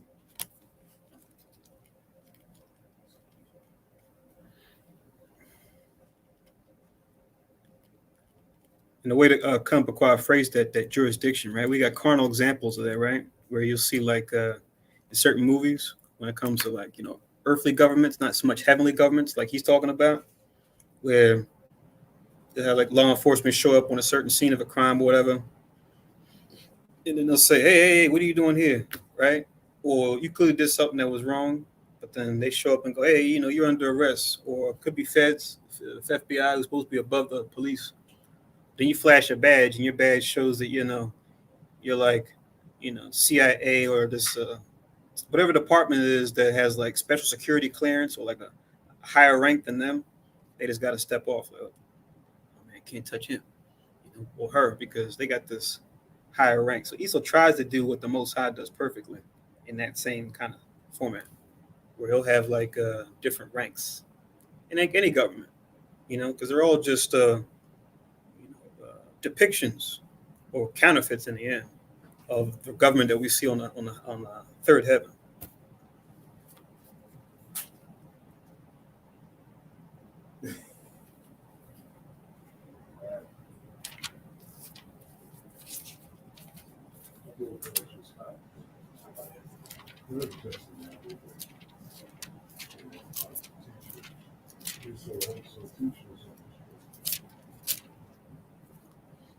So whenever you're ready, you can read. Well, Isaiah? Mhm. Oh. The book of Isaiah, chapter 54, verse 16 and 17. Behold, I create the smith that bloweth the coals in the fire, and that bringeth forth an instrument for his work.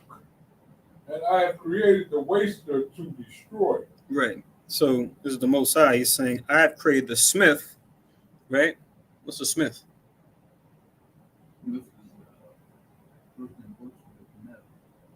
Right. It could be with whatever, right? Type of metal or material. Exactly. Whether it's gold, silver, right? Iron, etc., brass. So Most High created a smith that bloweth the coals in the fire and bringeth forth the instrument for his work. And then he says, I have created the waster to destroy. And what's a waster? That means somebody that's designed to, like a person who's destroys things.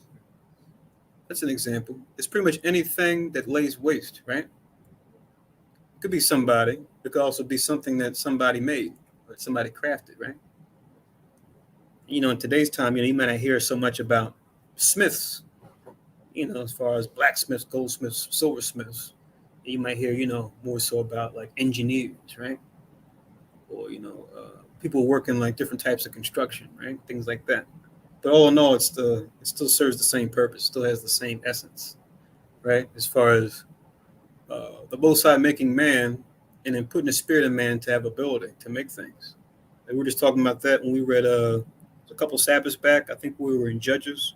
We were reading about the breastplate, right, that Aaron wore. And we were reading about how the Most High put the spirit on certain brothers, right, to have that ability to what? Be able to take those materials, raw materials, like those gemstones, the gold, the silver, the brass, right, and then work with it to then make the finished product, right, to make that breastplate, to make the garments, to make the I think they're called the ouches, things that will go on their shoulders, et cetera, et cetera.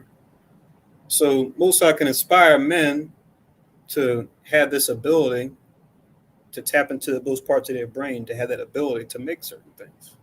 It goes for all the things we see now, even today, right? It's all in the hand of the Most High. And I mean, if you're righteous or wicked, you know, you can still have certain gifts, even if you're wicked.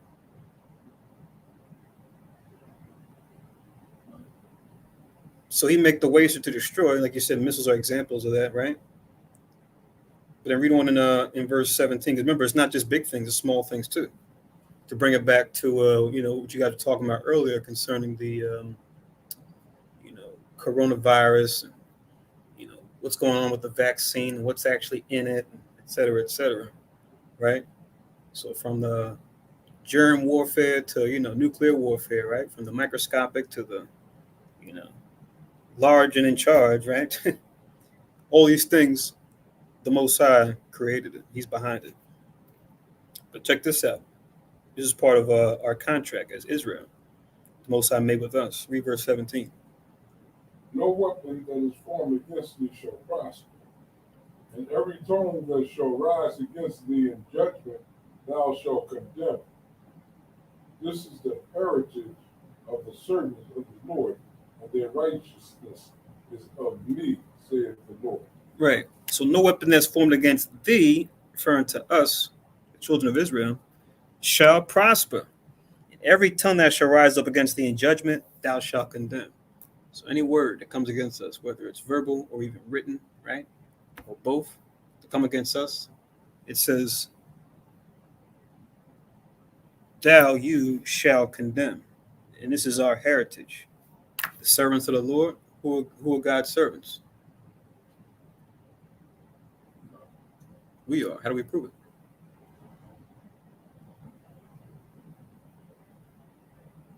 One verse. It's more than one. Remember you asked when we were reading that, I think, on Tuesday about who Israel's elect are? Right. We read that verse in Isaiah where it says, Israel mine elect. Right. So there's a verse that tells you who Israel is as far as them being the Most High servant. Anybody know? I was going to say, Matthew 2:6. I think that's dealing with something else. That's going to deal with who God's people are. I want something that says who God's servants are.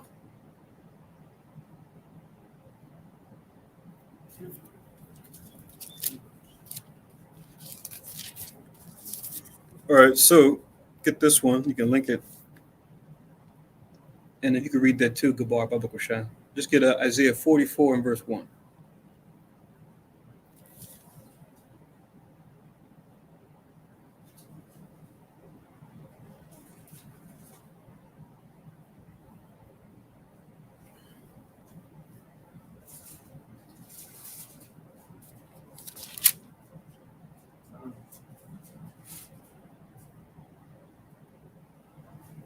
All right. Isaiah 44:1. Yet now hear, O Jacob, my servant, and Israel, whom I have chosen. Right. So this is how we let God be true, every man a liar, right? Like Romans 3 and 4 says. And if you just look up on your concordance, right? Like the app you may have, or even a regular one, just look up, you know, Jacob servant or Israel servant. You can find the other verses too. If you can't find them in your notes, or if you wanted to look up, oh, okay, I see this in a verse. I wonder how many other verses have this same kind of wording, and you kind of put it in the search. You'll find new verses that way. But all in all, the art is to always have the Most High back up anything that you say or do, right? That's the art of being righteous, right? To use your words as little as possible and to always go back to what the Most High said. Try to find it where the Most High worded it for whatever it is that you're trying to understand or deal with. But then also when we say servant, what's another word for a servant? What is a servant? Servant is One who serves. No? Slave? One who serves. No? A person who serves. Person who serves. What's another word for a person who serves?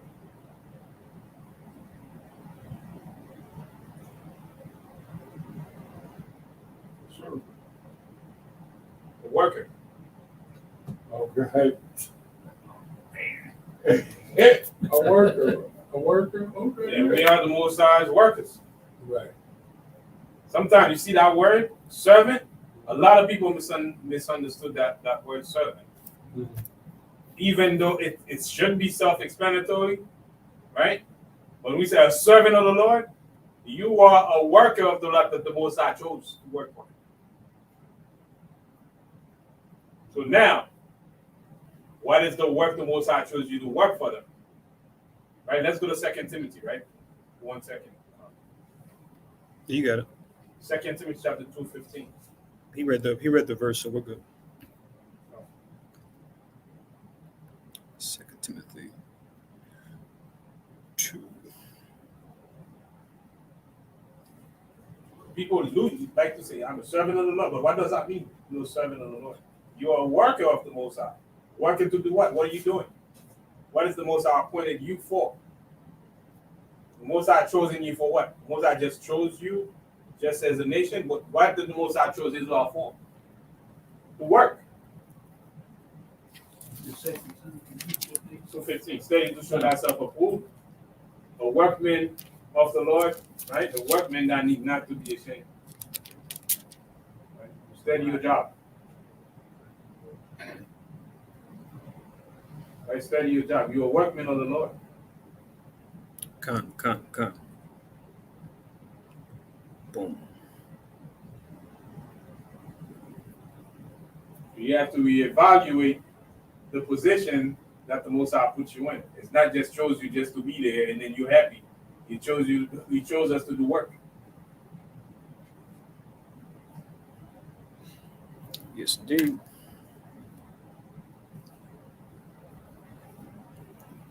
It's funny. We're talking about this. Esau's real good with this when it comes to the fancy word they use called like euphemisms. Just a euphemism is just a word that means how to say something, right? Or expression to explain something else. And oftentimes with his euphemisms, he'll kind of the word will be like involved, will kind of take you somewhere else when you think about the relationship, right? You'll say, oh, it's something different, but you go back to maybe an older word that was used. It's like, nah, not really. It's pretty much the same thing. But it'll seem different the way that he'll phrase it. Like when we talk about work, job titles, right? They'll change the wording of the job title around, right? To get you to look at it differently.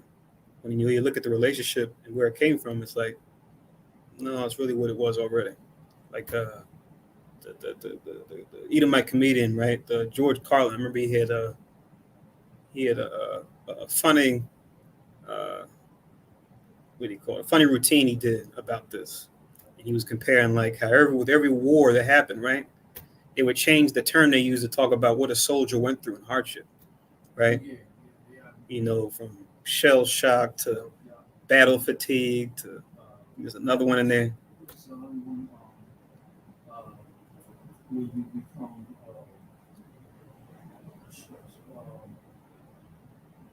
shell shock, depressed. I think battle fatigue was like the Vietnam. There's one in between those two. It's another one. But if you remember that, let me know. But then he brought it up to today, which is PTSD, post-traumatic stress disorder. So it's like every generation. It's like he's in a skit. It's funny when he breaks it down. He's like it's more syllables, and it's kind of taking away more and more of just the horrible thing that's happening, right? To where it almost seems like it detaches the hardship that the person went through with the label itself of what it is. Like I said, that's just an example. Yeah. But yeah, that's what can happen sometimes. We can get lost in words. Like you'll say, when people make jokes about it, they say, I'm not a trash man. I'm a sanitation engineer. It's just like, I think he said that in but what are you doing? You're doing the same thing. You're taking out trash. It's not to take away from taking out trash. That's essential work. But we need that, right? But, sanitation engineer, it sounds so much nicer. Or there's another movie made fun of this too. It's like a person who was like a bartender, and they're like, I'm not a bartender, okay? I'm a mixologist. I mix drinks. And the guy's like, hey, DJ, play this. And it's like, I'm not a DJ or disc jockey. I'm a turntablist. It was like this. They had a couple of things they were doing that we were making fun of it. But to bring it back to the original point, like Kahan brought out, right? What's a servant? When we think of servant or slave, we just think about, what happened to us in the translating slave trade, or we think about, something from some antiquated time period, right? We had this many servants. But now we say, full-time employee, contractor. The scriptures say servant or hireling, but it's the same thing. It's the same relationship, right? You come under someone who has power to what? Provide some kind of service for them, right? Or to help them create whatever product or service it is that they provide, as far as that household, that business, or whatever it is. You can change the name around, but it's still the same thing. You look at the relationship. So you'll say, he's not my master, he's my boss. But it's like, he's pretty much playing the same role, right? Even though we might use the word boss or employee, right? Or contractor, the relationship is still the same. What were you about to say? You think you had something about to say? You pretty much explained it. Okay. Khan. So we'll make an end here. I know this went after 11 o'clock, but hope everybody can enjoy the day. If you have to work today, before the Sabbath comes in, just to try to apply grace, try to keep it as holy as you can. And if you are able to take off, then yeah, definitely keep the new moon holy. Enjoy the feast, enjoy the festivities, right? As you get to do this every month, right? It's like a Sabbath. Only difference being is that what we can cook on this day, right? Whereas on the Sabbath you can't cook. But on a new moon you can actually cook and do that kind of work since it's a feast. That being the only difference. But once Friday sundown comes in, we know that's the Sabbath, where not only is it a solemn assembly, but we can't do any work, meaning work around the house or work for hire, right? Scriptures referred to as servile work. And we just explain those two types in case there's any confusion. Khan. So definitely to our reading, and it's good to know that we have this great heritage, right? When we follow the commandments, and part of keeping those commandments is keeping the holy days like we're keeping right now, the new moon. But whenever we keep these holy days, like we said earlier, whether it's the Sabbath that comes in every week, or the new moon that comes in every month, or a holy day that comes in every season, we want to be able to what? Be able to explain what that is, right? Just like the parables of Christ tell us the importance of asking questions. Who's involved? What's taking place? Where is this happening? When is this happening? Why is this happening? How do we get this done, right?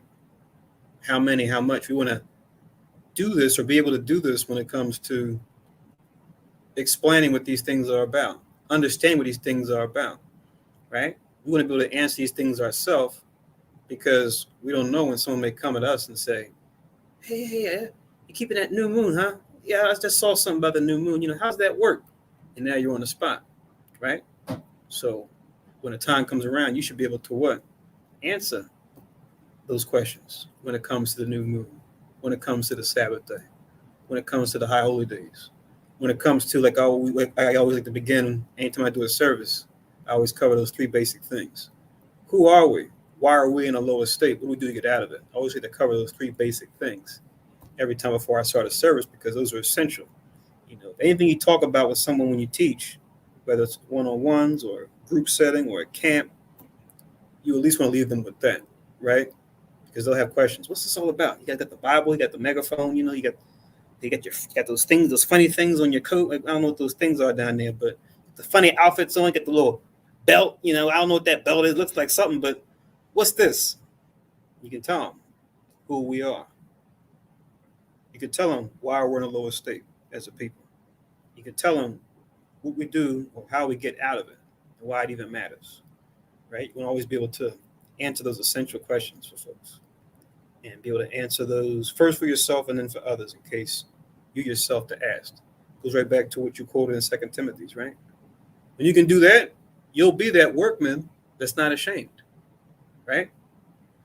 And it won't to be, a drawn out discussion because you already know what to answer.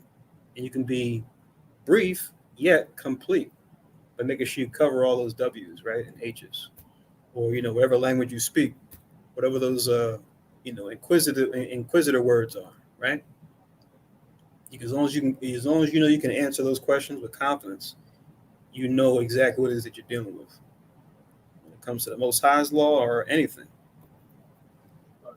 And keep it simple, right?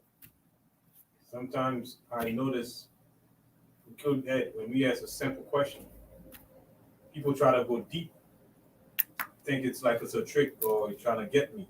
It can't be that simple, right? Don't ever go away from the simplicity in Christ. And Paul warned us that in 2 Corinthians chapter 11 and 3. You ain't got to be all deep in, just leave it in few words and keep it simple. Don't try to, invent things and try to make up words and try to make up things. Just keep it simple. Come.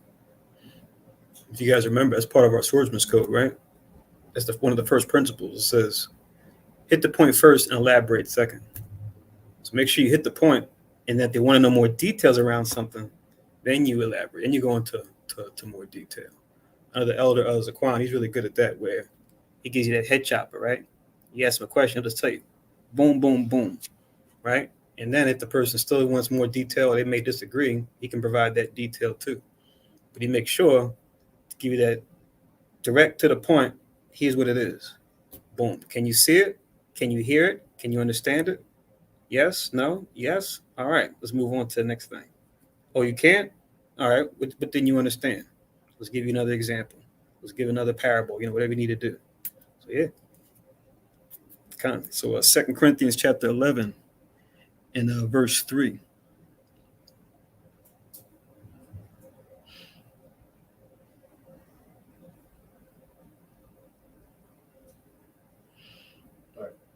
Also, you could write down Matthew 28 and 20,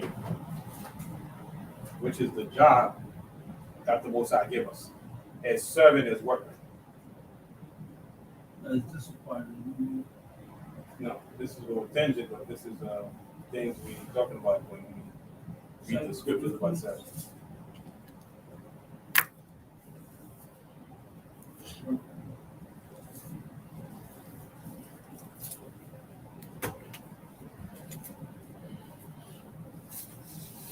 Yeah, see what's happening here. Let me just say this real quick, Khan, if I may. So when you go through your notes, right, you want to make sure you have like at least a little explanation behind all your verses that you write down, like 2 or 3 words, at the most 4 or 5, at least the ways you can connect what was written down, because I can kind of see already what may be happening. We may ask brothers and sisters, all right, so what's the new moon? So what's the new moon about? And you go to your notes about the last new moon, right? More blowing the trumpets, or the 6th new moon. And you see, oh, okay, it's new moon class. You see a bunch of scriptures and you go, oh, these all must be new moon scriptures. That may or may not be the case. Depends where the conversation went. When you go through your notes, if you do good notes, right? Brief yet complete notes, you can know exactly, oh, okay, this came out because of this verse, that part of the verse. This verse came out because it relates to this, because this was said. But what happens is you go back to a new moon lesson and all you see is scriptures, you may say, oh, these are all new moon verses. But that's not necessarily the case. So when you go back to your notes and, take your time out, whenever you do during the week or during the day, if if you read through your notes, really can't make sense of what you wrote down, you really have to look at that and go, all right, I might need to provide a little more detail when I write this down. When I write scriptures down, maybe put, especially when we do the Sabbath service, put the verse in the service that goes with the link up. That way, when you go back through it, you're not getting even more confused, trying to figure out what's going on here. And then finally, we live stream them so you can actually go back.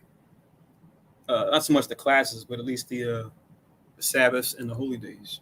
You can go through the live stream, and even if you're short on time, you can just, there's a feature where you can turn the speed up and say, play a video at 1.5 speed or times 2, and then you can watch it fast. And once you see a scripture come out, you go hit pause and then go, okay, we're reading this, and then he pulled this, and then you can get everything that you might have missed and get it a lot faster that way.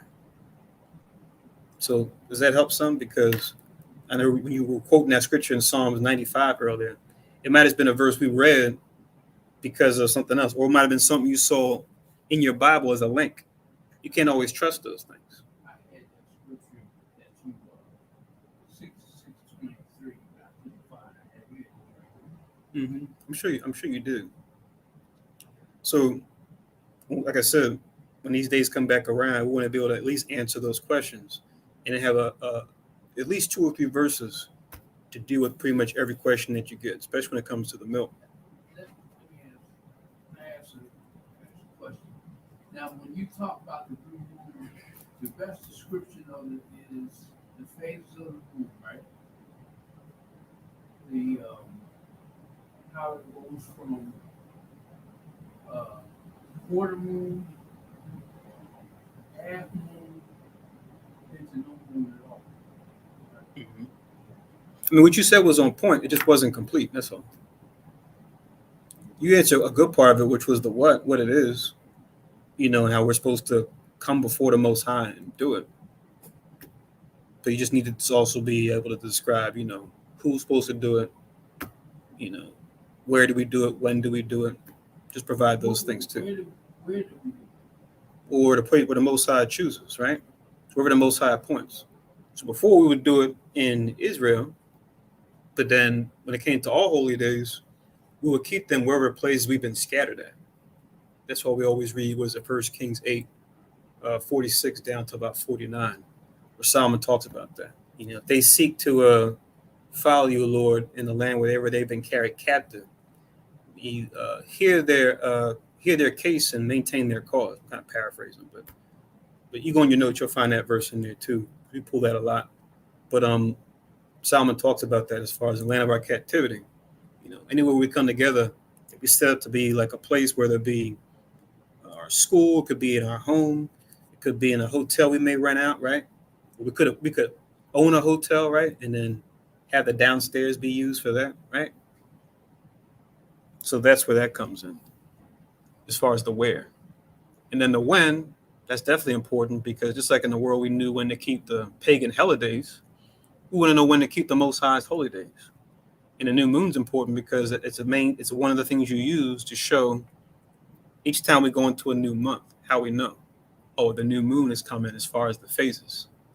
And then by counting new moons from the spring going forward, we know what number of month we're in and what holy days we're supposed to keep within those months.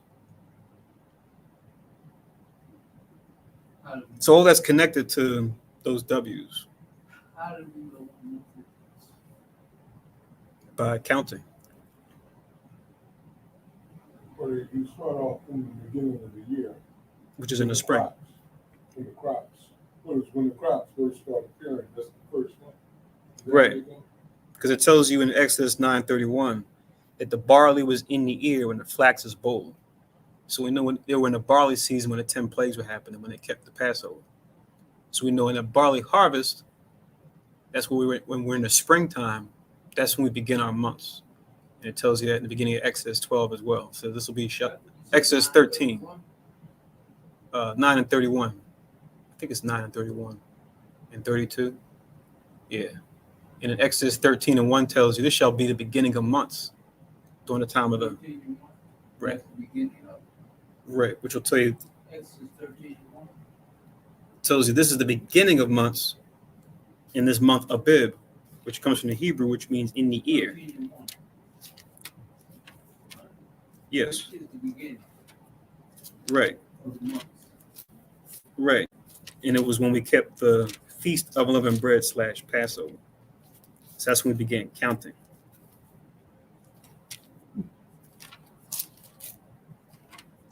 So yeah, you may not always go into all those details, but at least you have the knowledge to explain it at any given time, right? You kind of prep yourself. You say to yourself, okay, new moon's coming up. Can I answer all the essential questions about the new moon for myself?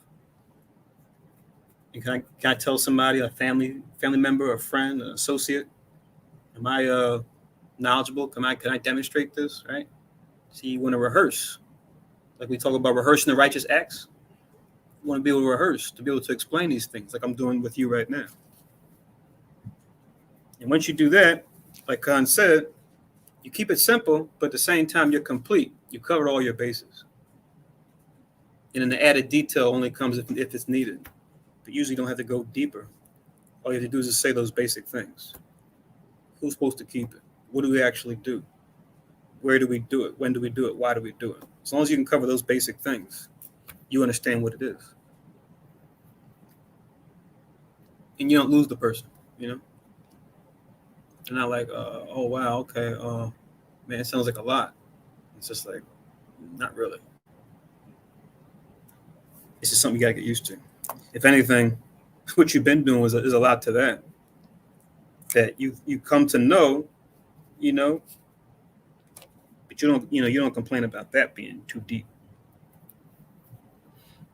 The beginning of the Exodus 13.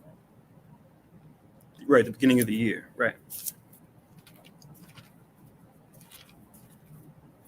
And in other words, the year begins when the crops start growing.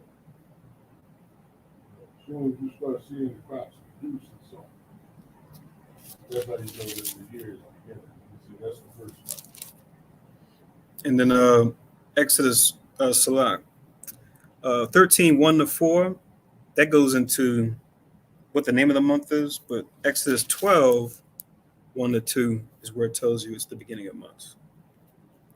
So the beginning of Exodus 12 and the beginning of Exodus 13. 1-2 and Exodus 13, 1-4.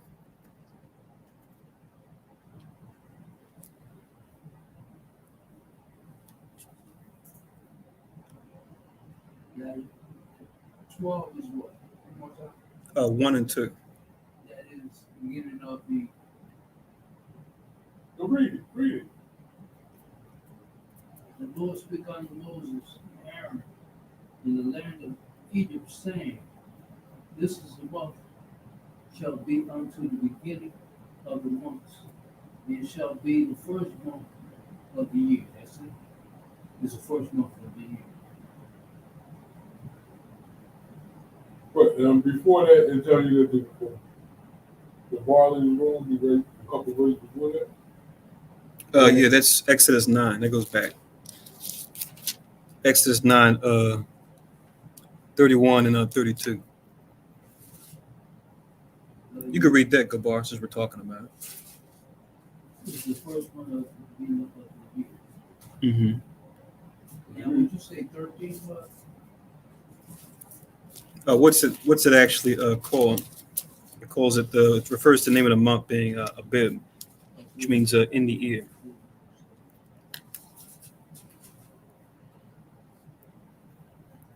And it goes into the firstborn being sanctified as an opposite of the firstborn of Egypt being smitten. It's like a reversal. What's that?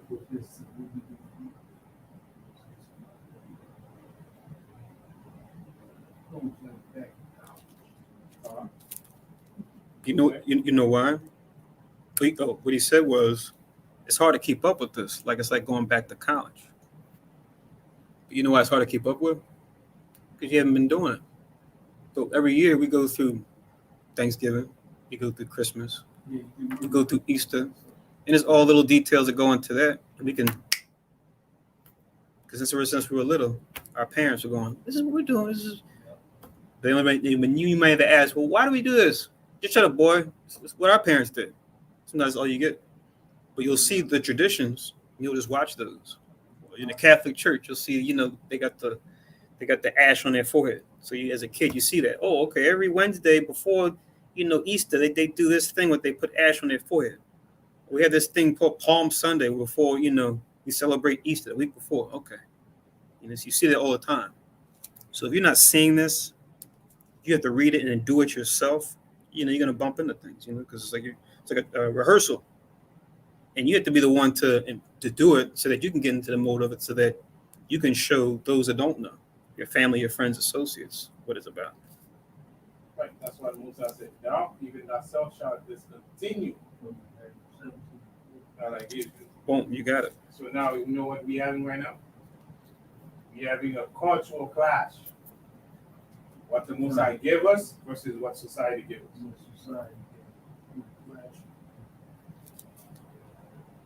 We don't try our best to forget about this society. It's still there. Yep, and it's all around you. Like we always joke about it, right? Right this time of year. Well, before this time of year, we hear all the stuff dealing with, scary. It's time to get scary, right? Leading up to Halloween, right? And now you're gonna start seeing, if you haven't seen it already, you're gonna start seeing the ho ho ho, right? Fat Santa. You're gonna hear the music when you go into the store to buy something, right? You're gonna be singing those little stupid songs, right? Wicked songs. You're gonna start humming along because you used to hum as a kid. Ah, because it's all around you. Because that's the train that the world is on. But we gotta renew. That's what the Musa said.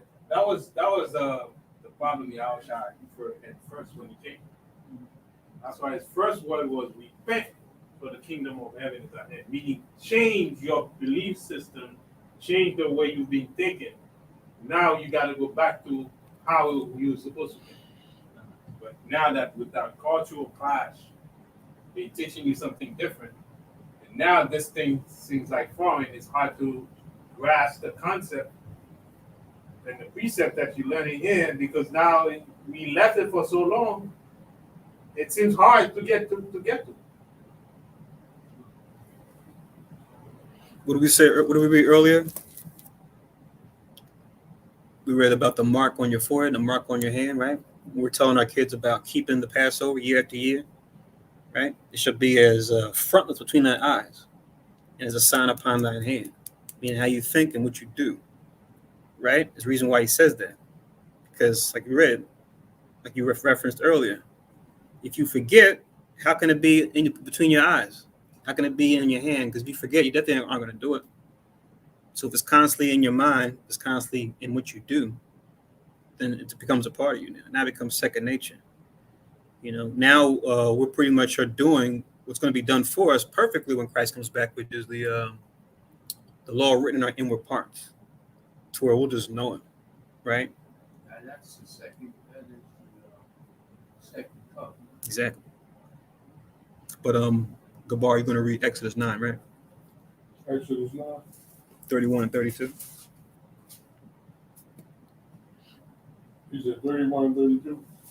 Yeah, those are the verses Okay, Exodus 9, 31. that you were asking about. What's that?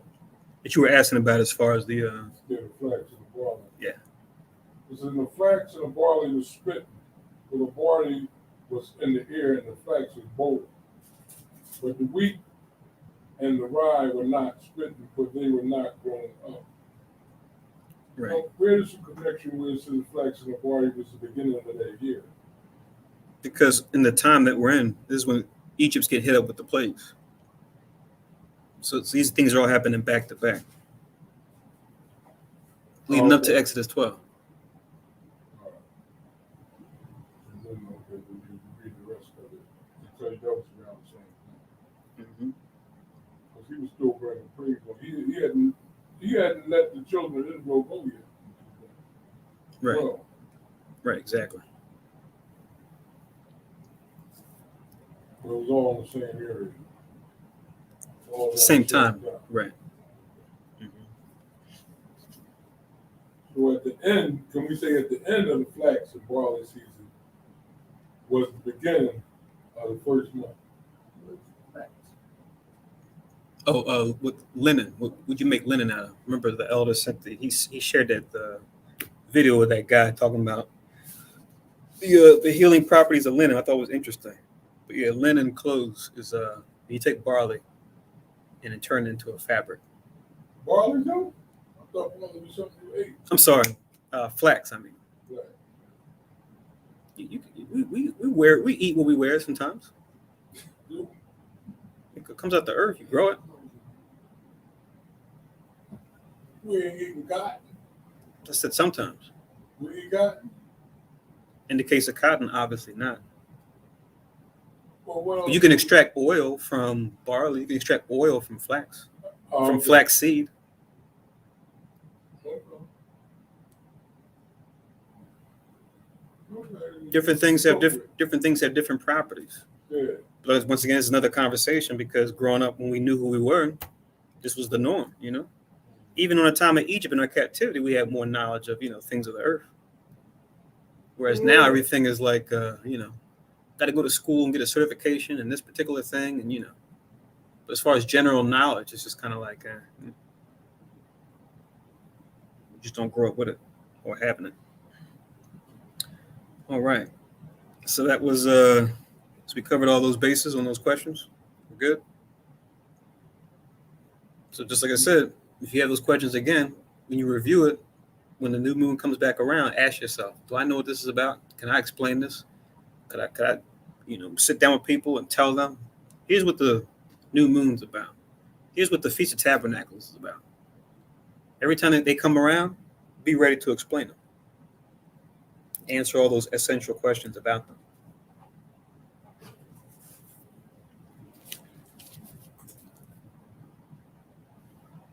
And we'll probably go into a class again as we did before. We'll review those W's again and review the parables that highlight those essential questions like who, what, where, when, and why. But that's a constant thing we'll always touch on, kind of like how we always touch on temptation and the parable that deals with temptation, what that means, which ties in to ask the question why, really.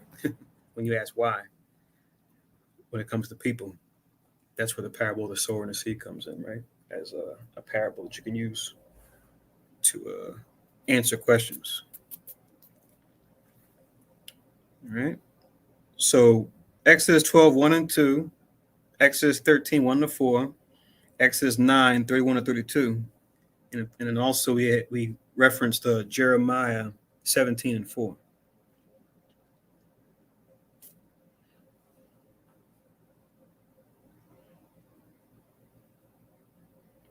That's actually a good link for Isaiah 54, 15 and 16 will be already read, right? Where it says, this is the heritage. So you can connect Jeremiah 17 and 4 with that to say, look, we're supposed to have all this, but because we were disobedient, Most High calls us to discontinue from this.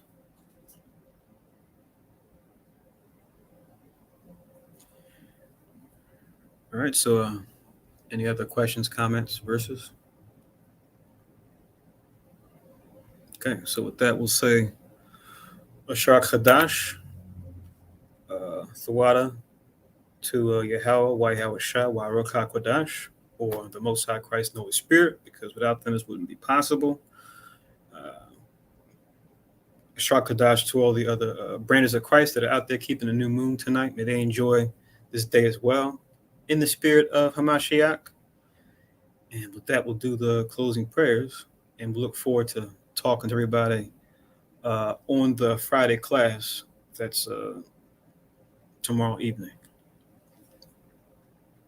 What should I say today at evening, since we're in the 6th day already of the week. So at sundown Friday of this week, it'll be the end of the new moon, be the beginning of the Sabbath. So make sure you're ready to keep it. All right, that we'll do the closing prayers. So, Shakadash. Someone get the blinds, Baba Goshen.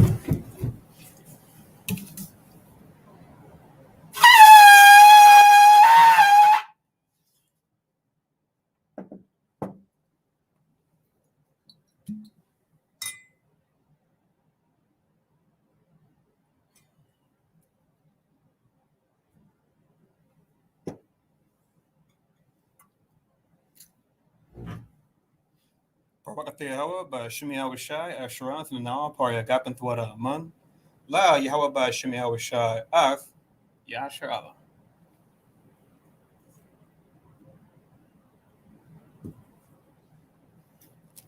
English translation. Blessed are you, Yahweh, in the name of Yahweh Shai that gives to us the fruit of the vine. Thank you. So be it to Yahweh in the name of Yahweh Shai with Israel. Closing prayer.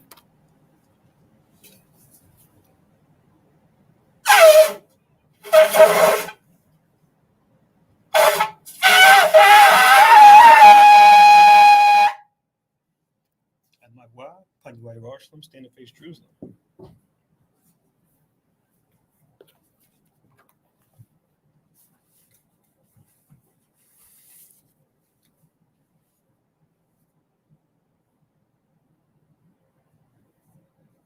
Yahweh Basham Yahushai Babakushai Shemai Lanawe Aithai Yamyan Aithai Shalak Mike Allah Wala Allahayim Tazwadakim La Shamar Ayu Barak Rapha Magan Wakhaziyak Banya Yash Allah Washalak Lanawa Rabiim Kakamai Rabiim Da'ith Rabiim Mayanid Rabiim Sabalanwat Rabiim Amawan Rabiim Aqua Rabiim Mahabiim Rabiim Haganayad Rokhanaya Wasalak Kau Katsayanawa La Akim Wa Akiwa Wayasha Allah Yad Waiwalam Basham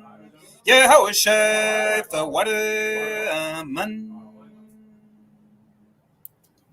English translation. Yahweh, in the name of Yahweh Shai, please listen to us now, right now. Send Michael and the righteous powers to watch over, bless, heal, protect, and make strong the children of Israel. Send to us much wisdom, much knowledge, much understanding, much patience, much faith, much brotherhood, much love, much spiritual protection, and forgive all our sins for the brothers, sisters in Israel, always and forever. In the name of Yahweh Shai, thank you, so be it. Four Corners Prayer. Yahweh Basham Yahweh Shai Barak Nawe Wayash Ale Wabat Yasaparim Shemai Yashrile Yahweh Allahoy Nawe Yahweh Akhet. English translation. Yahweh, in the name of Yahweh Shai, bless us in Israel in the house of books or the school. And then we said, Hear, O Israel, Lord our God is one Lord. Now we'll do the prayer for the food. Yahweh Gadawo Basham Adawanye Yahweh Shai Babakushai Barak Makau Yanawe Shatayawaf Yanawe Yayan Yanawe Lacham Yanawe Shakare Yanawe Zakhak Hachadash Basham Yehoshai the water Aman. All right, so with that we'll say Ashar Kadash. Have a blessed day. And most of us will talk to everybody in the Friday class. Laila Tuwa.